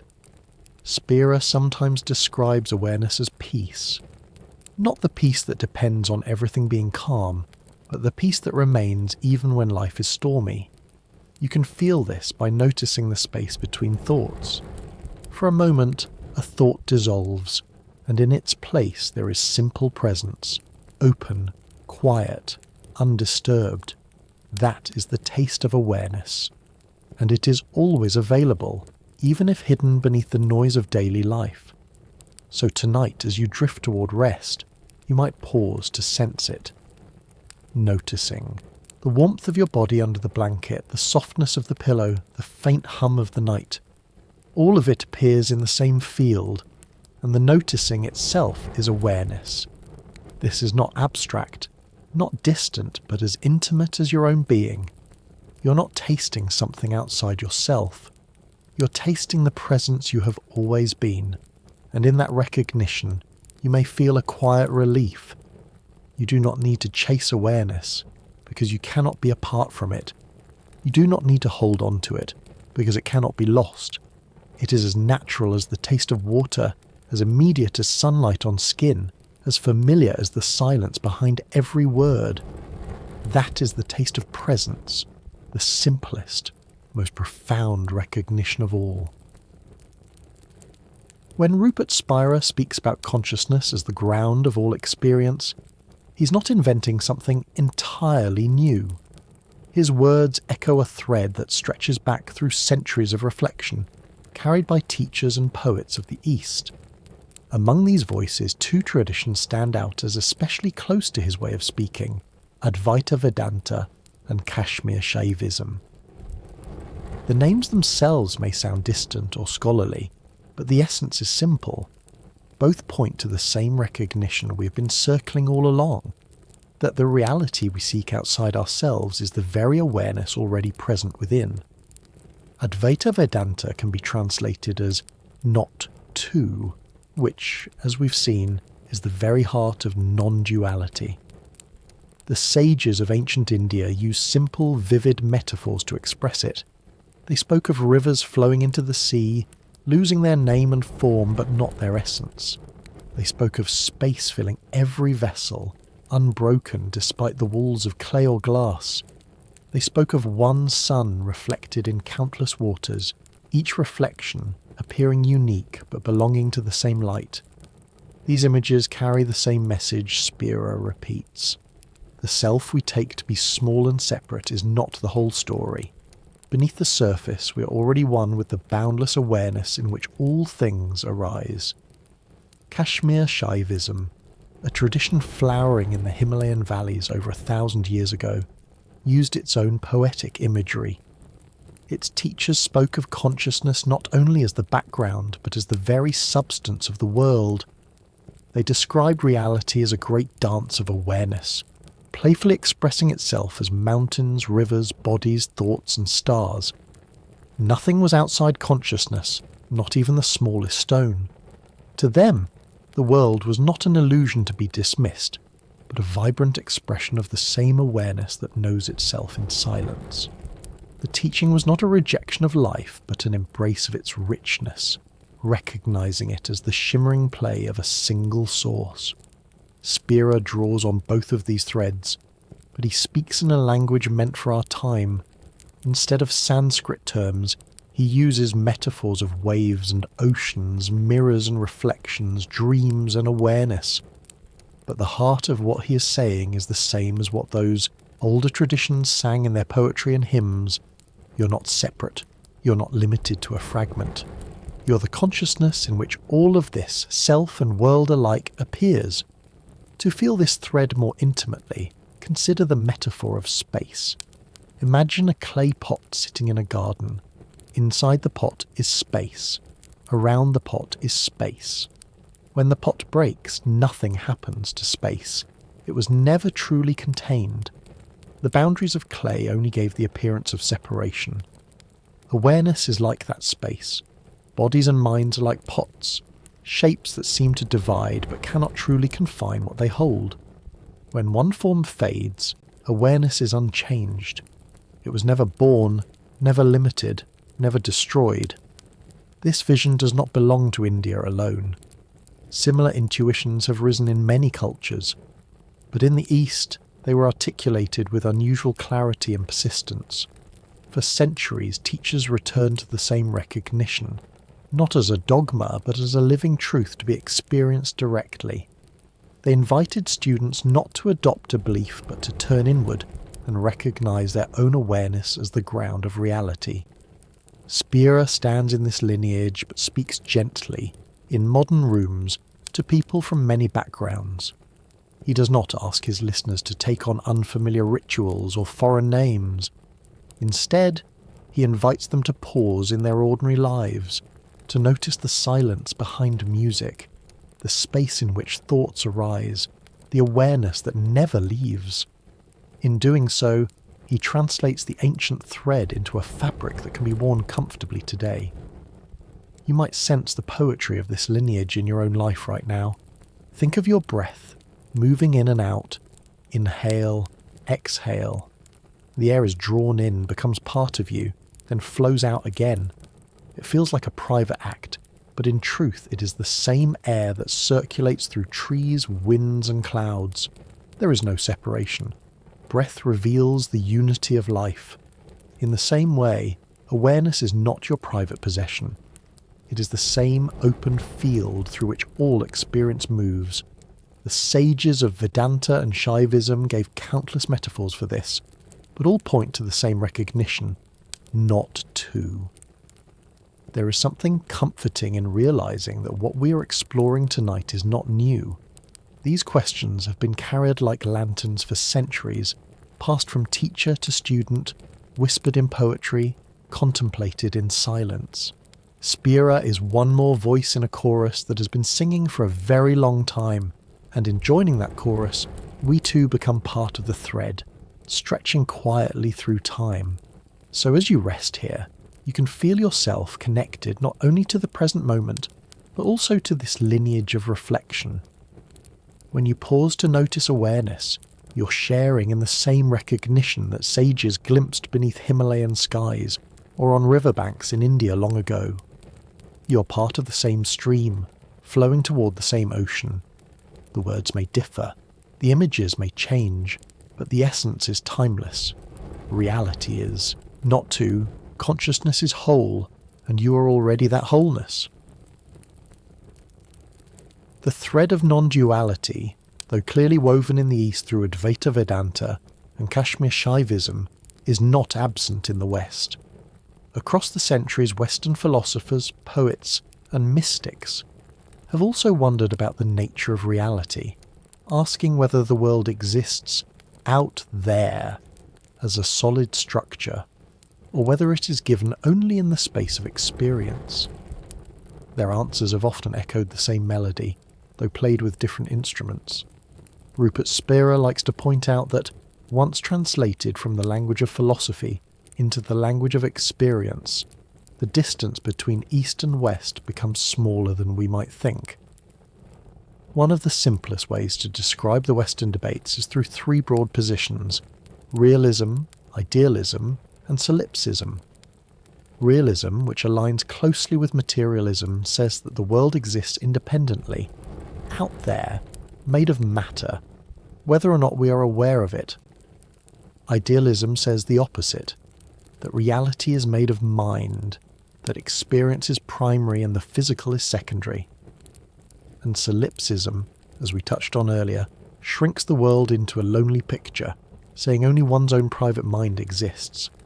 Spira often takes time to clarify the difference between these. Non-duality is not realism, because it does not assume an independent, mindless matter standing outside awareness. But neither is it quite the same as idealism, because idealism still suggests that everything is contained within one person's mind, as if the universe were just a vast thought, and it is certainly not solipsism, which denies the reality of others. Instead, non-duality sits in a quieter place, pointing to awareness itself as the common field. The world is not out there beyond experience, nor is it just in here, inside a private mind. It is the seamless unfolding of awareness, appearing as both inner and outer, self and world, without division. To make this less abstract, think of a tapestry. From one side you see patterns, flowers, animals, shapes. From the other side you see threads crossing and weaving. Both views are real, but neither alone gives the whole picture. In the same way, realism and idealism each tell part of the story. One emphasizes the world of objects, the other the world of mind. Non-duality is like stepping back to see the tapestry as one continuous weave, where threads and patterns are inseparable aspects of the same fabric. Western philosophy also offers phenomenology, a school of thought that begins from lived experience rather than abstract speculation. Phenomenologists noticed that the world is never encountered apart from consciousness. Every sight, sound or touch is always given to awareness, and to speak of a world outside all experience is to speak of something forever beyond reach. Though they did not always call it non-duality, their reflections echo the same recognition Spira speaks of, that the only reality we know is the reality given in awareness. To bring this closer, imagine standing by a window on a rainy day. You can look outward and see the world, droplets sliding down glass, trees blurred in the distance, people hurrying with umbrellas. Or you can look inward and see your own reflection, faint against the pain. Realism is like focusing only outward. The world exists, independent of you. Idealism is like focusing only inward. It is all in the mind. Non-duality is like noticing that both views depend on the window itself.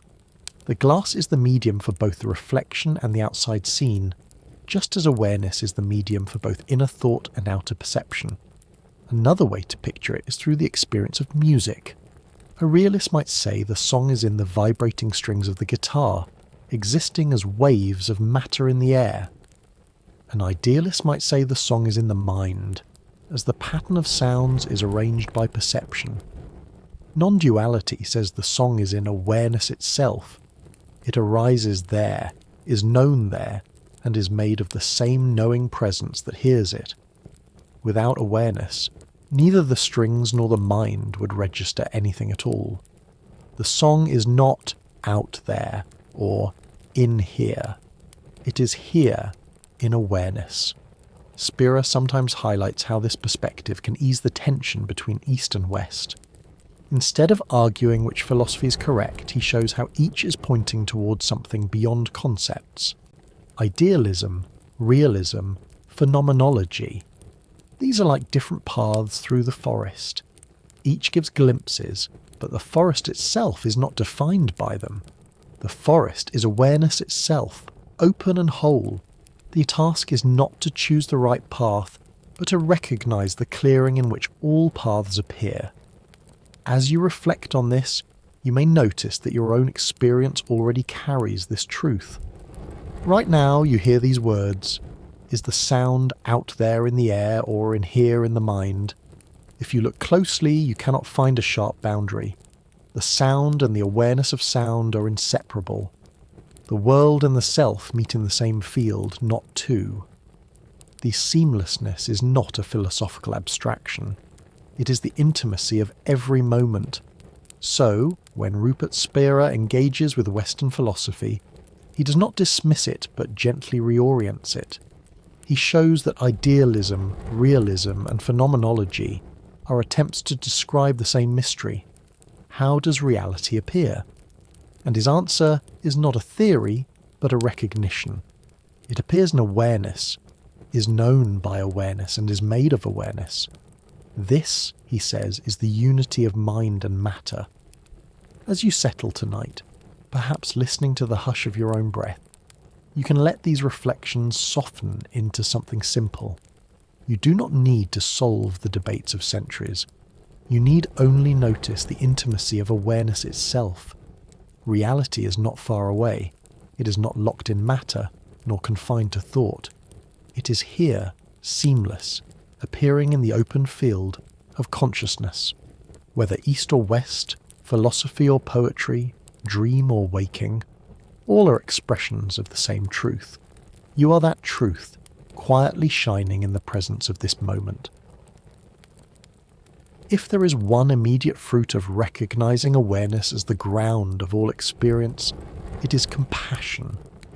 For when you see that everything, your thoughts, your feelings, the world around you, and the lives of those you meet, arises in the same field of consciousness, something in the heart softens. The hard line between me and you, between self and other, begins to blur. Instead of living as a separate fragment pushing against a world of other fragments, you begin to feel yourself as part of one seamless whole. From that recognition, kindness becomes natural. It is not a rule to follow, not a duty imposed, but the spontaneous fragrance of awareness. Think of what happens in traffic. You're driving home after a long day, and another car swerves in front of you. The materialist view might whisper, that driver is another body competing with yours, a rival on the same stretch of road. Anger rises, the body tenses, the world shrinks into a contest of survival. But if you pause, even for a moment, and notice awareness itself, the perspective shifts. Both you and the other driver are waves in the same ocean, appearances in the same consciousness.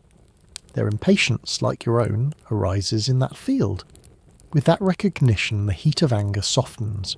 You still drive carefully, you still protect your space, but beneath it all there is understanding.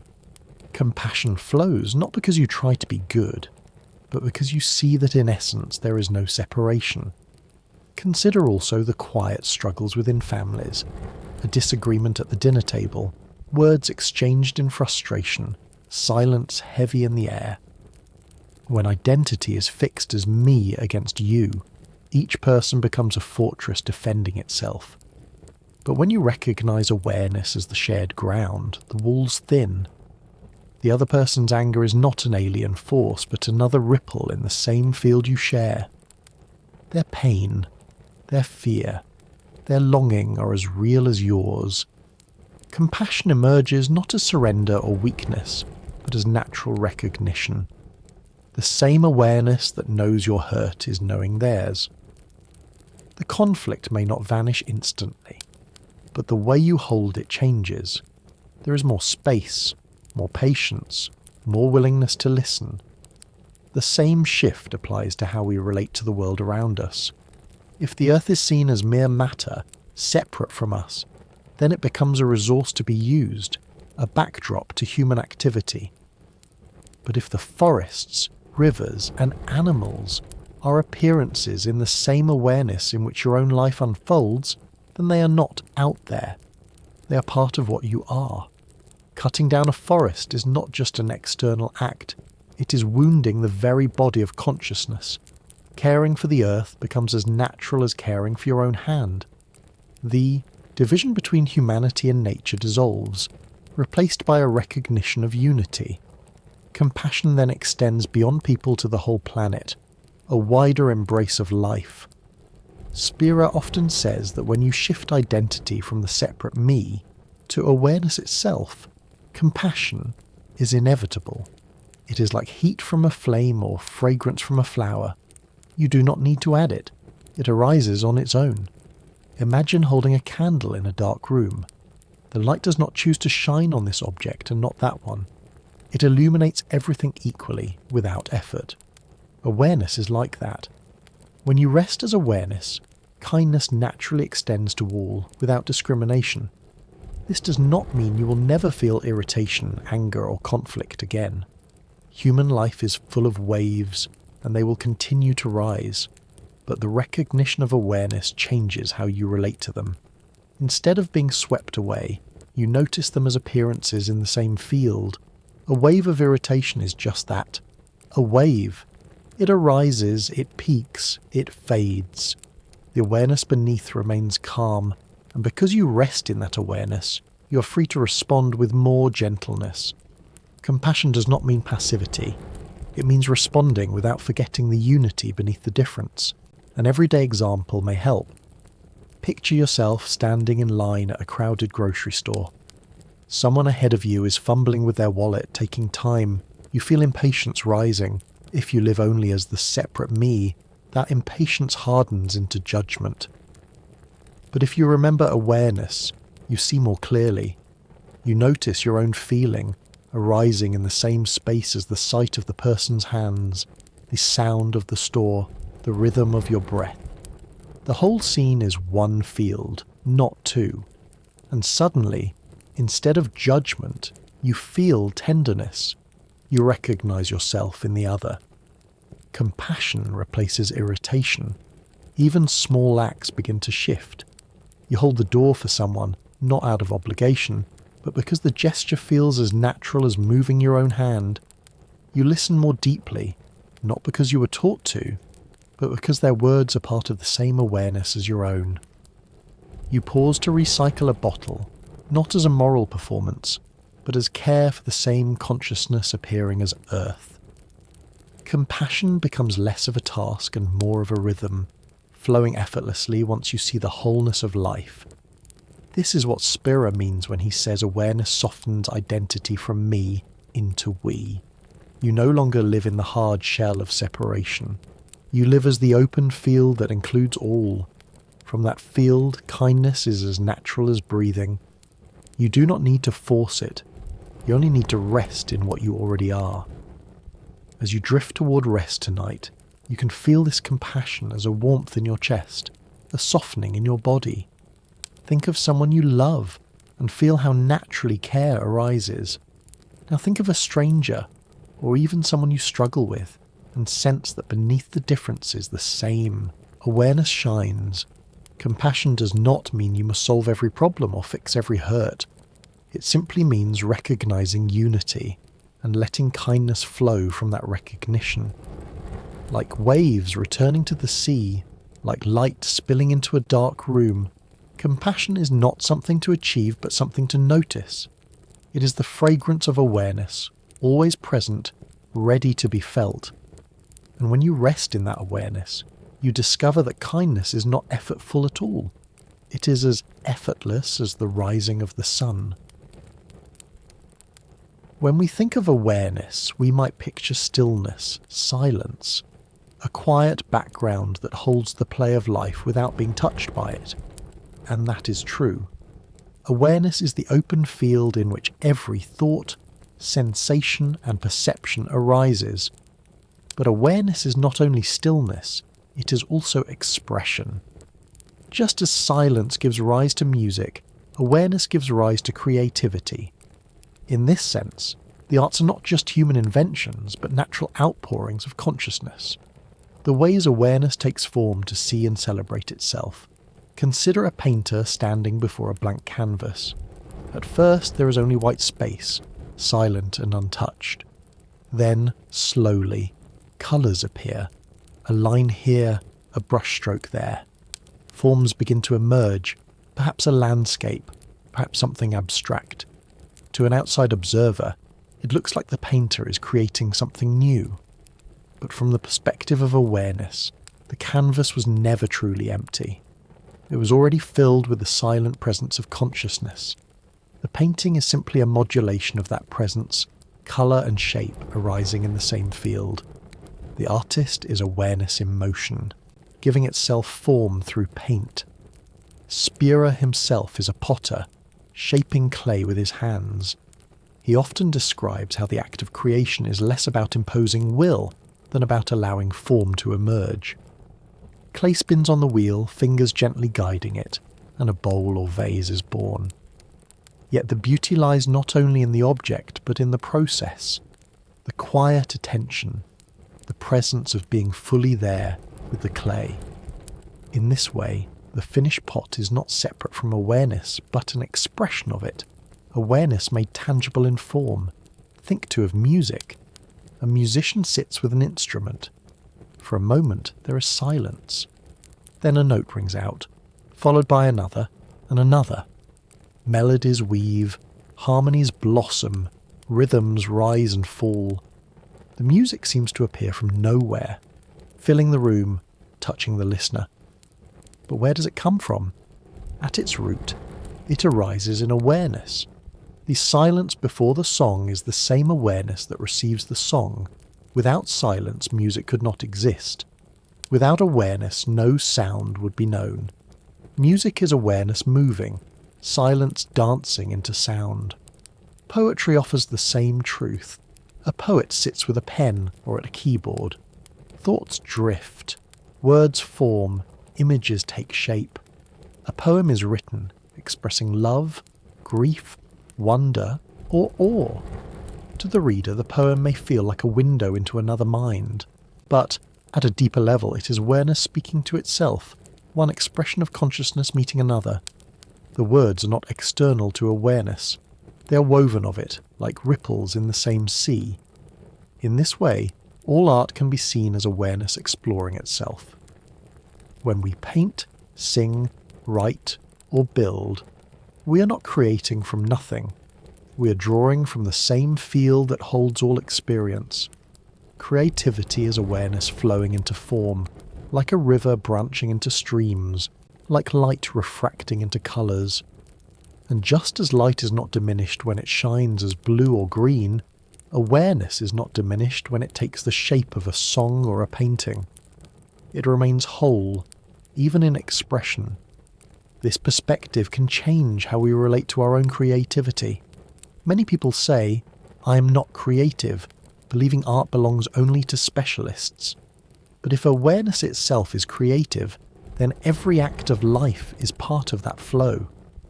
Cooking a meal, arranging flowers on a table, humming softly while you wash the dishes, all of these are expressions of awareness taking shape in everyday life. Creativity is not confined to galleries or concert halls. It is woven into the fabric of existence. Notice this in your own day. Perhaps you decide to make a simple breakfast. You choose an egg, a slice of bread, a little butter. You fry, toast, arrange. You place it on a plate, maybe add fruit. In that small act, awareness has flowed into form. Textures, colours, flavours combined. Or you write a note to a friend. Words arrange themselves, expressing care or humour. Awareness has taken shape in ink. Creativity is simply awareness moving, expressing itself in ways both grand and ordinary.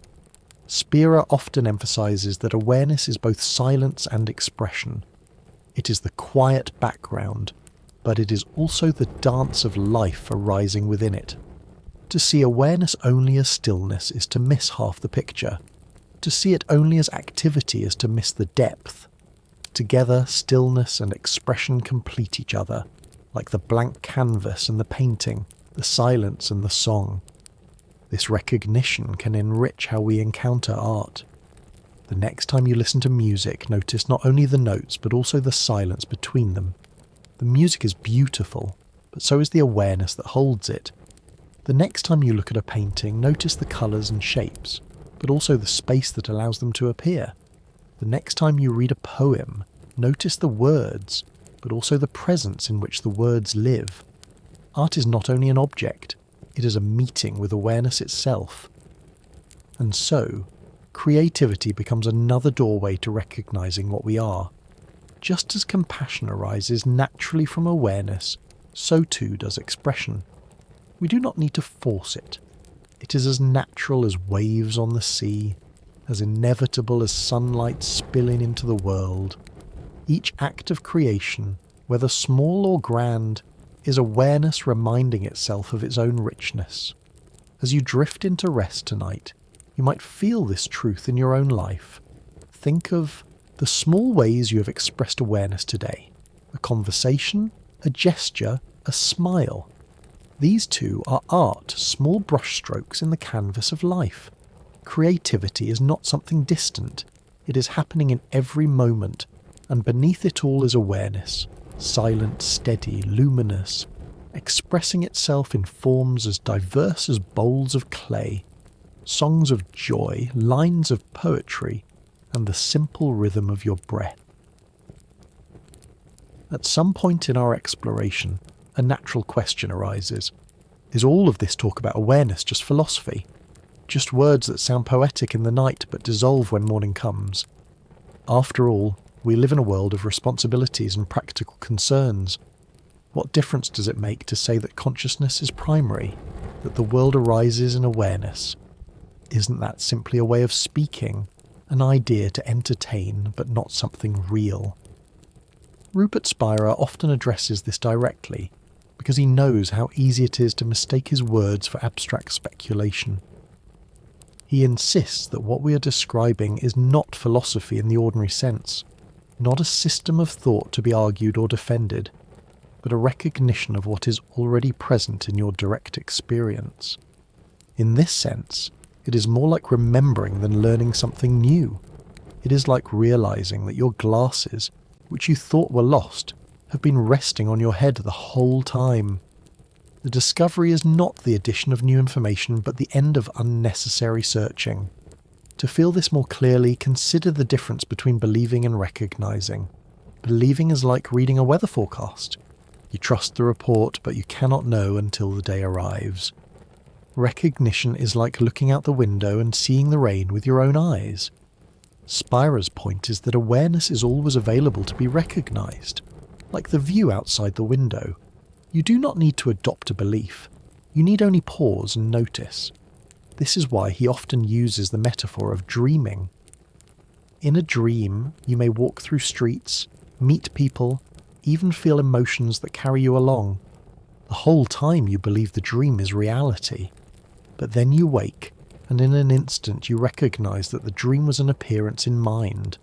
That recognition does not come from philosophy. It comes from seeing directly. In the same way, when you recognize that the world of waking experience arises in awareness, it is like waking from a dream. You do not gain new information. You see what has always been true. Skeptics sometimes say, but you are still just using words. And that is true. Words are the tools we have here. But the words are not the destination. They are pointers. Imagine standing by a lake at night. The moon shines above, and its reflection shimmers on the surface. You raise your finger and point at it. The finger is not the moon, and if someone stared only at your finger, they would miss the beauty.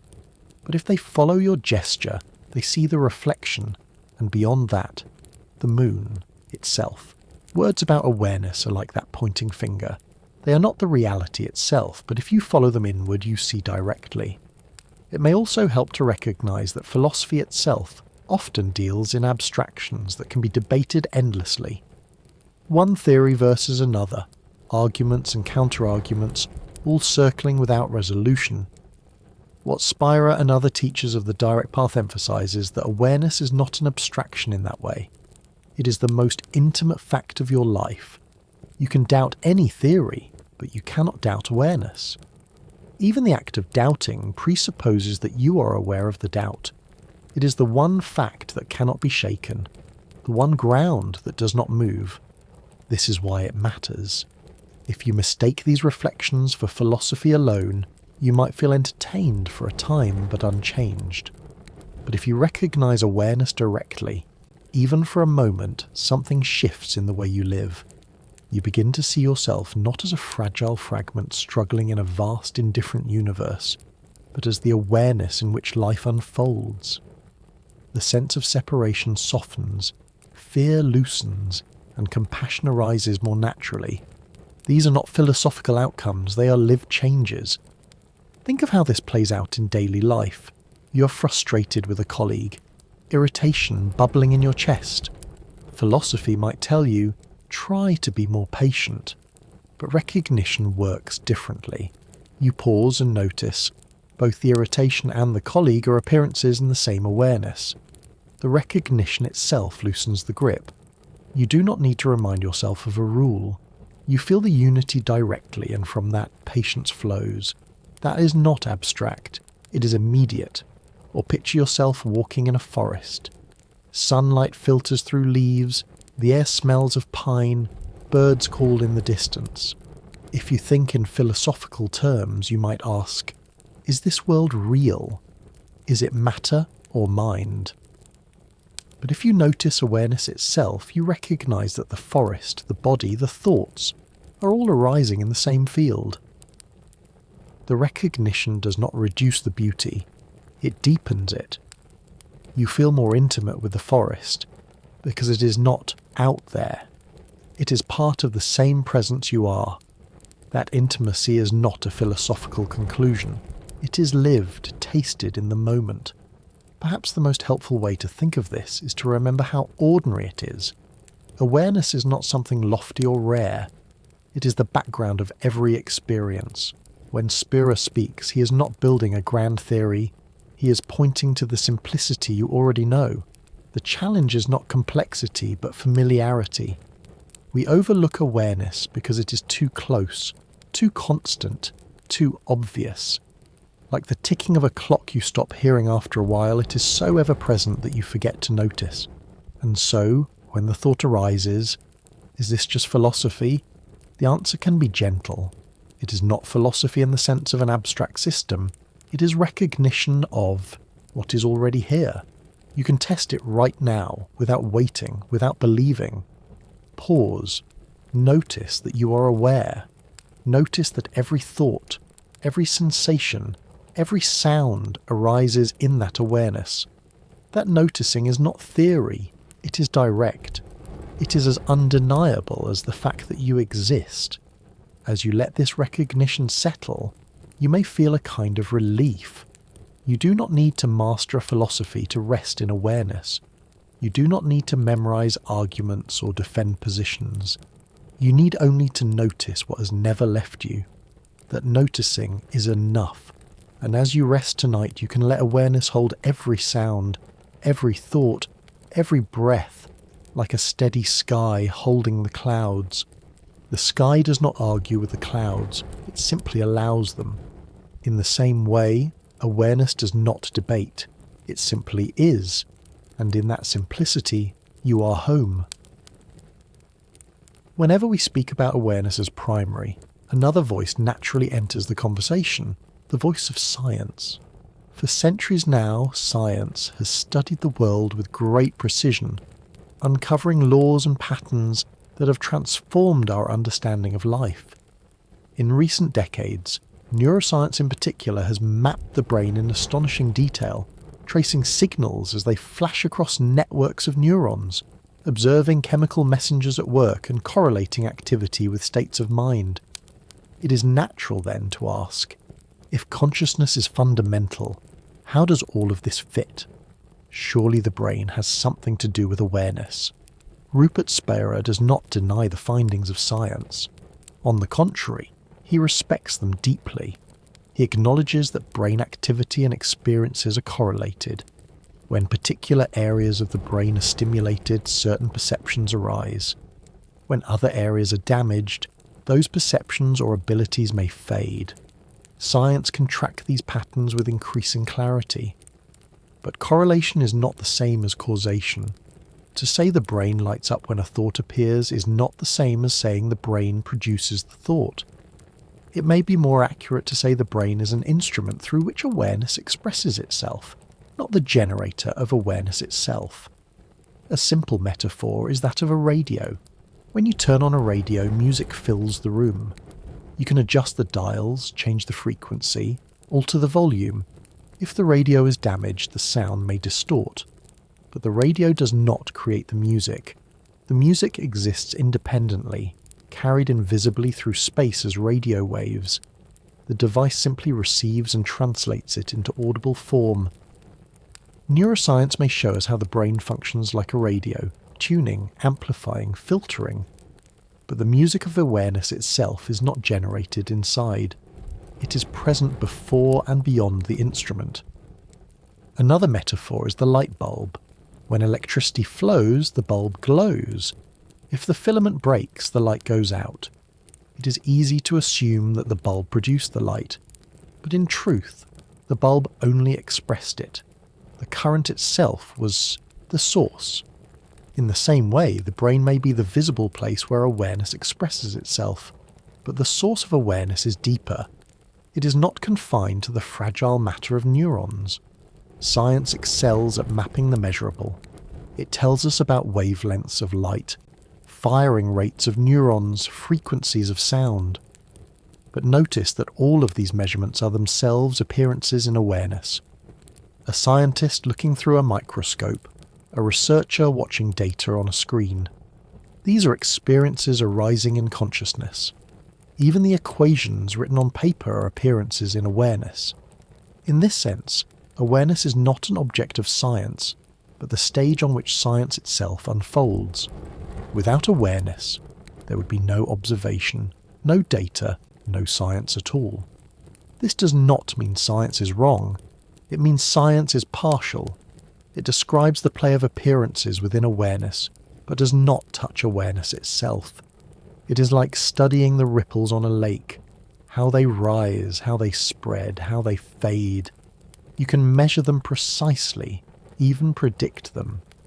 But none of that explains the water itself. Awareness is like the water. Experiences ripple across it, and science maps those ripples with care. But the essence of the water, the awareness itself, remains beyond measurement. This is why Spira often says that science and contemplation are not enemies, but companions. Science explains how appearances behave. Contemplation reveals what appearances are made of. Together they complete the picture. To mistake science for the whole story is like mistaking the map for the territory. The map is useful, but the territory is lived directly, not in symbols, but in presence. Consider your own experience now. If you were to place sensors on your head, machines could measure brain activity as you listen to these words. Graphs could be drawn, regions labelled, data collected. But none of that explains the simple fact that you are aware. The experience of hearing, the intimacy of being present, is not captured by numbers on a chart. The awareness itself cannot be pinned down. It is the silent witness of both the sounds and the measurements. This perspective can free us from a quiet fear. If you believe awareness is produced by the brain, then it feels fragile, bound to end when the body ends. But if you see the brain as an instrument, awareness as the music itself, then awareness is not limited to the lifespan of one body. Just as the music does not end when a radio breaks, awareness does not end when the body falls silent. It continues, limitless, the open field in which all appearances arise and fade. Of course, the mind may resist this. It may say, but science must prove it. Yet notice that awareness is not something to be proved by instruments. It is the very condition of proof, the presence that allows any evidence to be seen. Asking science to prove awareness is like asking a lamp to shine light on the sun. The sun is already the source of all light. Awareness is already the source of all knowing, and so science remains invaluable. But we can see its limits. It can show us how appearances correlate, how patterns repeat, how matter behaves. But the essence of those appearances, the awareness in which they unfold, remains untouched. That is where philosophy and contemplative practice step in, not as rivals, but as companions pointing to what science cannot measure, but what you can notice directly in your own experience. As you rest tonight, you can let this bring ease. You do not need to choose between science and awareness. You can honour the discoveries of neuroscience, marvel at the complexity of the brain, and at the same time recognise that the brain is an instrument, not the source. You can let both truths stand together, like two hands holding one book. Science tells the story of appearances. Awareness is the ground in which the story is written. And you are not limited to the story. You are the awareness itself, timeless and whole. Up to this point, we have spoken about awareness in many ways. as the field in which experiences arise, as the mirror that reflects without division, as the ocean in which all waves belong. These metaphors help to paint a picture, but they all point towards something that can be known directly, in your own life, in this very moment. Rupert Spira emphasizes that the recognition of awareness is not about adopting a philosophy or mastering a practice. It is not another achievement to add to your list. It is simply a matter of resting as what you already are. This resting is not complicated. It does not require hours of concentration or elaborate rituals. It begins with the simplest of gestures, pausing. You may even try it now. Let your body be at ease, supported by the bed or the chair. Let the breath move on its own. Do not try to change anything. Just notice. A thought arises. It is seen. A sound enters. It is heard. A sensation is felt. Each of these comes and goes, but the awareness in which they appear does not come and go. Steady presence is what you're invited to rest in. To make this easier to feel, Spira often uses the image of clouds drifting across the sky. Thoughts are like those clouds, sometimes light and wispy, sometimes dark and heavy, sometimes filling the whole sky until it seems there is nothing else. But always, above and beneath them, the sky remains, clear, open, untouched. Resting as awareness is like noticing the sky instead of only the clouds. You do not need to chase the clouds away. You do not need to rearrange them. You simply rest in the recognition that they are passing movements in something larger and more stable. Another image is the sea. Waves rise, curl and dissolve, each with its own rhythm and energy. They may crash loudly or lap gently, but none of them alters the sea itself. The sea remains whole, unbroken. To rest as awareness is to feel yourself as that sea. The waves of thought and sensation may continue to come and go, but you are the water in which they move. You do not need to control them. You only need to notice that their essence is the same as yours. This is why Spira insists that this resting is not a meditation technique. Techniques often suggest effort, concentration, striving to reach a goal. But here, the goal is already present. You're not trying to manufacture awareness. You are awareness. You're not travelling anywhere. You're arriving where you have always been. Resting in awareness is simply ceasing to search. You may notice that when you first pause, the mind tries to turn even this into an activity. It may say, "Am I doing this right? Should I focus harder? Should I clear my thoughts?" But awareness does not demand any of that. It is present whether the mind is busy or still, whether thoughts are loud or quiet. Awareness holds them all, just as the sky holds all weather. Resting as awareness is not the absence of thoughts, but the recognition that you are not limited to them. This can be felt most clearly in the space between thoughts. Notice when one thought ends and before the next begins. In that brief gap, there is openness, silence, peace. That silence is not created by the absence of thoughts. It is the awareness in which thoughts appear. And that awareness is always present, even when thoughts crowd in. Resting as awareness means recognizing that the silence is the ground, and thoughts are only passing ripples. You can carry this recognition into the small moments of daily life. When you're waiting in line, instead of being swept entirely into impatience, pause and notice the awareness in which the impatience arises.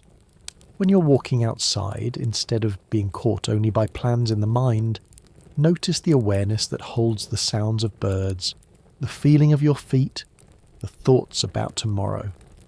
Resting as awareness is not about withdrawing from life, but about being more fully present in it, seeing everything as expressions of the same field. It is also worth noticing how natural this feels once you allow it. You do not need to tense or strain to be aware. Awareness is effortless. It is already functioning before you even try. You are aware of these words now, without effort. You are aware of your body breathing without trying. To rest as awareness is simply to let yourself sink into what is already happening, like lying back in water and realizing it will hold you without resistance. As you lie here tonight, you can let that image guide you. Imagine yourself floating in a calm sea. The water supports you completely. You do not need to kick or paddle. You only need to release into the buoyancy that is already there. In the same way, awareness is always supporting you, holding every sound, every sensation, every thought. You do not need to manufacture it. You only need to relax into it. In time, this resting becomes less something you do and more the natural way of being. It is like discovering that your home has always been open, even while you wandered the streets. You no longer need to knock, you simply enter, because you never truly left. Awareness is that home. Resting in it is not a new destination, but a return. So let the clouds drift, let the waves rise and fall, let the thoughts come and go.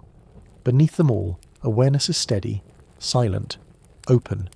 That is what you are. And when you rest as that, even for a moment, a quiet peace unfolds. Ordinary, effortless, already here. It is one thing to recognize awareness while lying quietly at night, when the body is still, the lights are dim, and the mind is soothed by soft words. But life, as we know, is rarely so tranquil. There are alarms in the morning, deadlines at work, conversations that do not go as planned, and small frustrations that tug at our nerves. The natural question arises, how can this recognition of awareness matter in the bustle of daily life? Rupert Spira's answer is that awareness is not fragile. It does not belong only to silent meditation or late-night reflection. It is as present in traffic as in stillness, as available in argument as in quiet, as constant at work as in sleep. To bring awareness into daily life is not to add something new, but simply to remember what is already here. Consider the example of stress. You're at your desk, faced with a task that feels overwhelming. The mind races, thoughts crowd. I will never finish this. I am behind. Others are expecting me. The body tenses, the breath quickens. In that moment, stress feels all-consuming, as though it defines who you are. But if you pause, even for a few seconds, and notice awareness itself, the picture shifts. You see the stress as a wave in the sea of consciousness. It rises, it stirs, but it is not the whole of you. You are the sea itself, steady beneath the surface. The stress remains, but it is held in a larger space, and in that space it softens. This is not a technique to force relaxation, but a recognition of perspective. You're not confined to the wave, you are the water. Or think of irritation in traffic. A car cuts in front of you, and a flash of anger rises. The reflex is to tighten, to judge, to react. But if you bring attention to awareness, you see the irritation as an appearance like any other. The sound of the engine, the sight of the road, the pulse of anger, all are happening in the same field. And in that recognition, the irritation loosens its hold. You may still drive carefully, you may still protect your space, but beneath it all there is gentleness. Awareness transforms reactivity into understanding, because you see the other driver as another wave in the same ocean. Relationships too are transformed by this recognition. In conversation with a loved one, disagreements sometimes arise. Words are said that sting, defences flare, distance grows. If identity is rooted only in the separate self, conflict hardens. But if you pause and notice awareness, the ground shifts.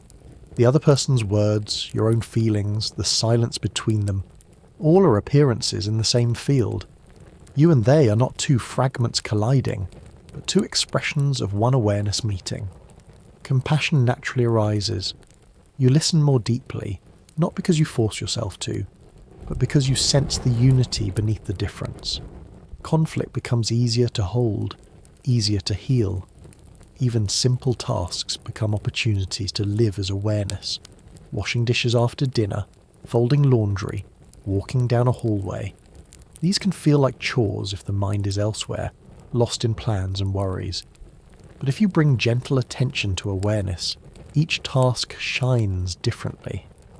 The water on your hands, the texture of fabric, the rhythm of your steps, all are vivid appearances in consciousness. Awareness does not separate ordinary from extraordinary. It illuminates everything equally. And when you rest in it, even small tasks feel infused with quiet presence. Spira emphasizes that this is not about effort. You're not asked to maintain awareness like a delicate flame that might go out. Awareness is already here, steady and constant. What changes is not awareness itself, but your recognition of it. Sometimes you forget, absorbed in the storm of thought. Sometimes you remember, resting as the open sky. Both are natural. The invitation is simply to notice more often, to let awareness become the background in which daily life unfolds. This recognition also changes how you see yourself. In a materialist view, you are a body moving through a world, competing, striving, surviving. But in awareness, you're not a fragment. You are the field in which the body, the world, and every moment arise. This shift brings a quiet confidence. You're no longer defined by success or failure, by praise or blame. Those are waves in the ocean of experience. You are the ocean itself, steady beneath all change. To make this more vivid, imagine walking outside on a breezy day. The wind blows across your skin, leaves rustle, clouds move across the sky. Within you, thoughts arise, perhaps about what you need to do next. All of this, wind, leaves, clouds, thoughts, is happening together in one awareness. You are not separate from it. You are part of the same unfolding. Life feels less like a battle to be fought and more like a dance to be witnessed. The ordinary becomes spacious, alive, tender. This does not mean life will never feel heavy. Stress will still come, arguments will still arise, disappointments will still sting. But awareness gives you a way to hold them differently. Instead of being swept entirely into each wave, you rest as the sea itself. The waves still rise, but you're not lost in them. You're the field that contains them, steady, open, vast. And from that resting, gentleness naturally flows. So awareness in daily life is not about escaping the world. It is about meeting the world with a different identity. Instead of being a separate self pressed against circumstances, you are the awareness in which circumstances appear. That recognition brings spaciousness. It brings compassion. It brings quiet joy, even in the midst of challenge. As you rest here tonight, you can let this truth sink in. Tomorrow will bring its tasks, its surprises, its irritations. But beneath them all, awareness will remain, steady and open. And when you pause, even for a moment to notice it, the day will feel lighter. Stress will soften, irritation will loosen, love will deepen. For you are not just moving through awareness, you are awareness itself, shining through the ordinary moments of daily life. So far, our journey has stayed close to the intimacy of experience, the awareness of thoughts, sensations, and the unfolding of daily life. But the recognition of awareness as fundamental is not only personal, it carries implications for the way we live together as a species, for how we treat the earth, and for what kind of future we are weaving. Rupert Spira often points out that the world view of materialism, the belief that matter is primary and consciousness secondary, has shaped not only science but culture. And when we believe we are fragments in a world of separate matter, the story of separation grows strong. That story, left unchecked, fuels the crises we face today. Think of how materialism views the earth. If the world is nothing but inert matter, then forests are resources, rivers are commodities, and animals are tools. The planet becomes a storehouse to be mined, cut, and consumed. From that perspective, there is little incentive to care for the whole, because the whole is seen as dead matter, indifferent to us. The result is the exploitation we see around us. Oceans filled with plastic, skies heavy with smoke, landscapes stripped of their richness. When we see ourselves as fragments, survival seems to depend on taking more, securing more, competing for what seems scarce. But if we recognize awareness as the ground, the picture shifts.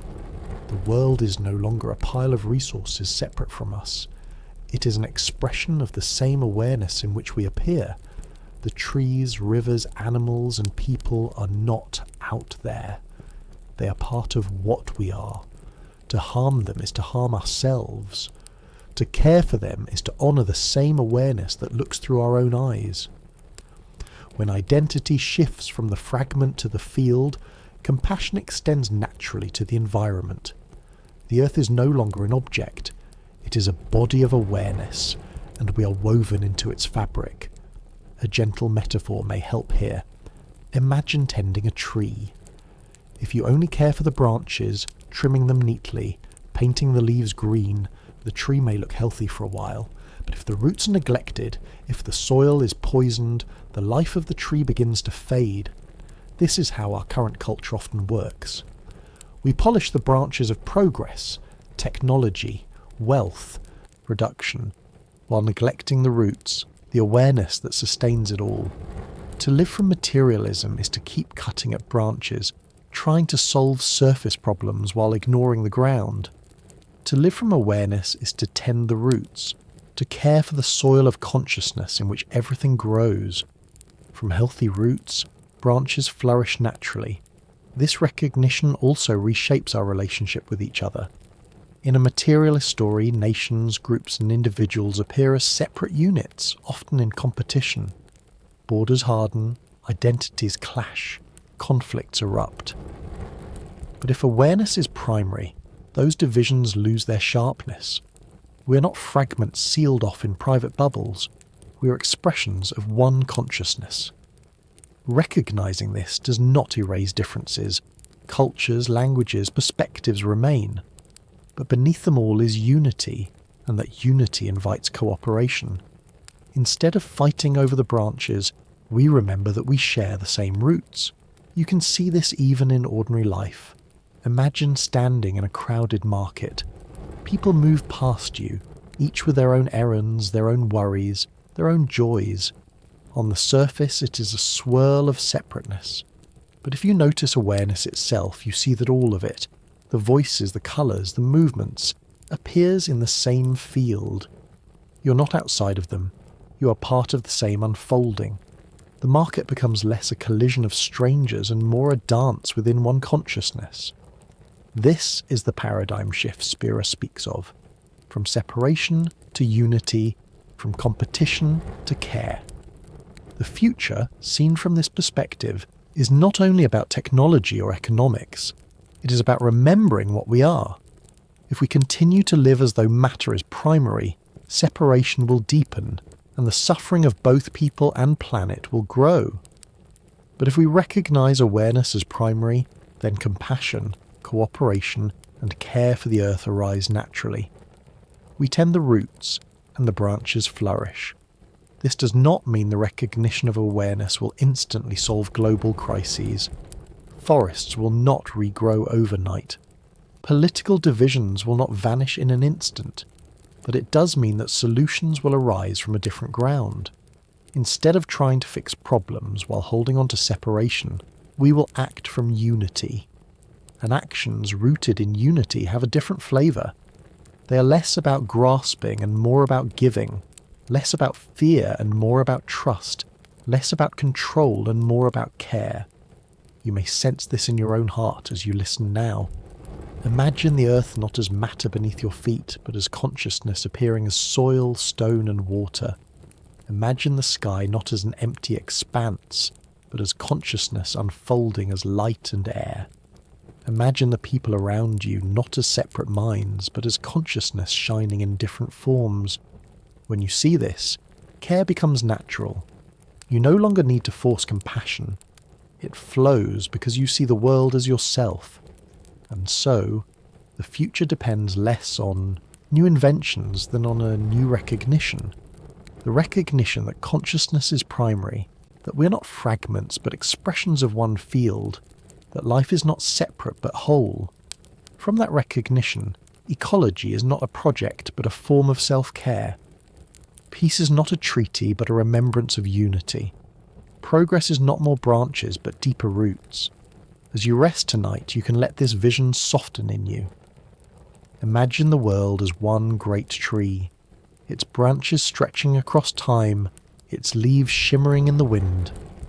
Imagine yourself not as a single branch, struggling to survive, but as part of the whole, nourished by the same roots of awareness. The crises of today are real, but so is the possibility of healing, and that healing begins not only with actions but with recognition. You are not apart from the world. You are the awareness in which it appears. To live from that truth is to tend the roots, and from healthy roots, the future can flourish.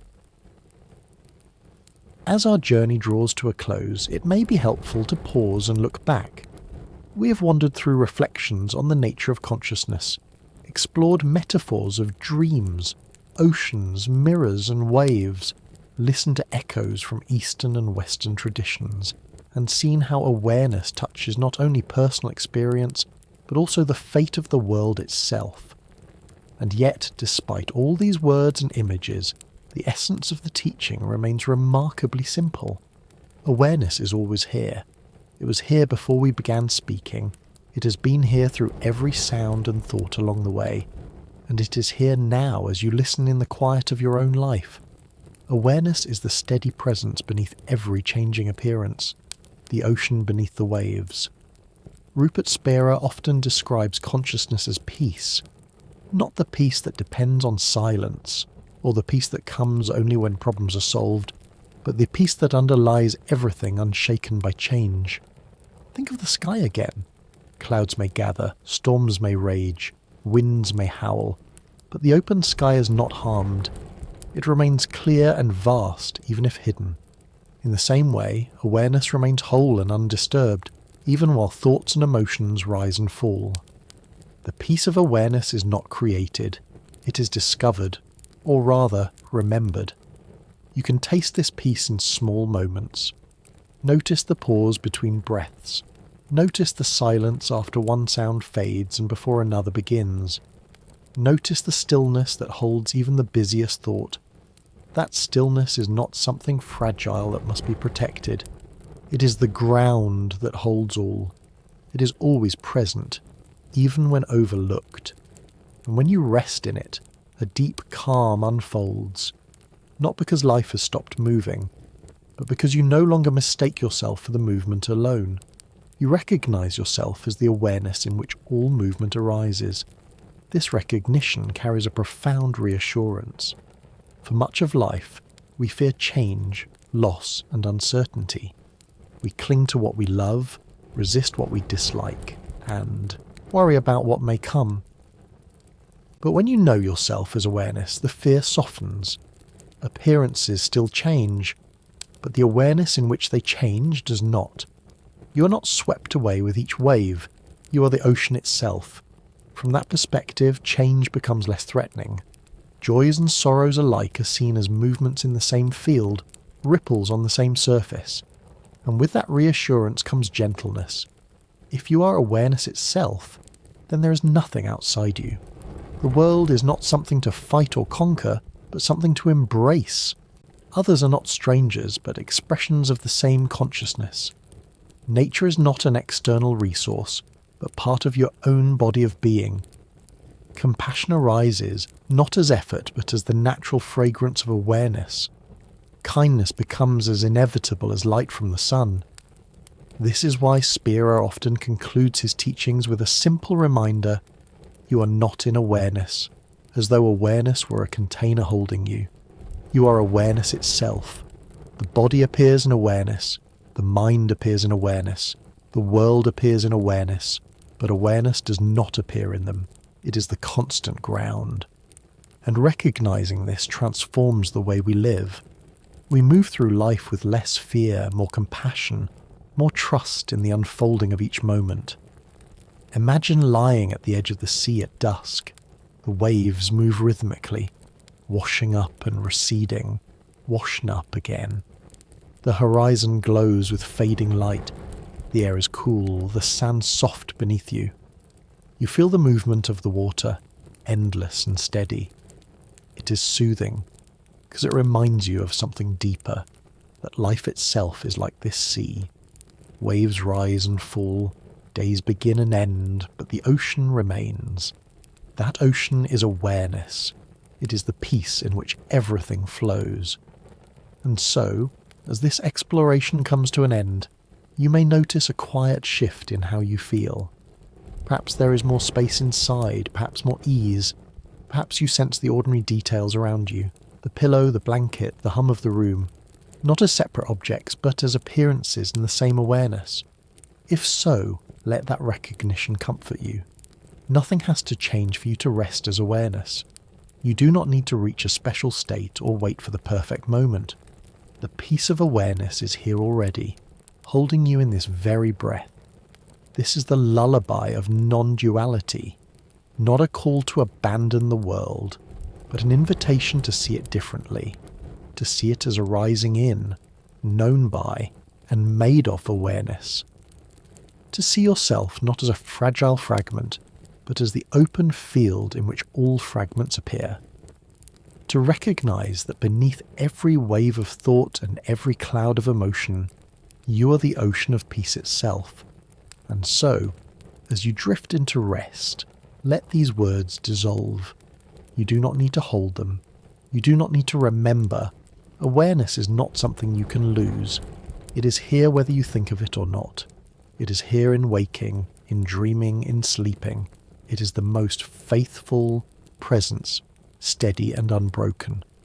You're not just in awareness. You're awareness itself. Rest now in that recognition. The day's waves have risen and fallen. The sky has shifted through its colours. The mind has wandered through its thoughts. But the ocean of peace remains, vast and quiet, holding it all. You are that ocean. You have always been that ocean. And in remembering it, you can let yourself drift into the deep stillness of sleep, carried gently by the awareness that never leaves.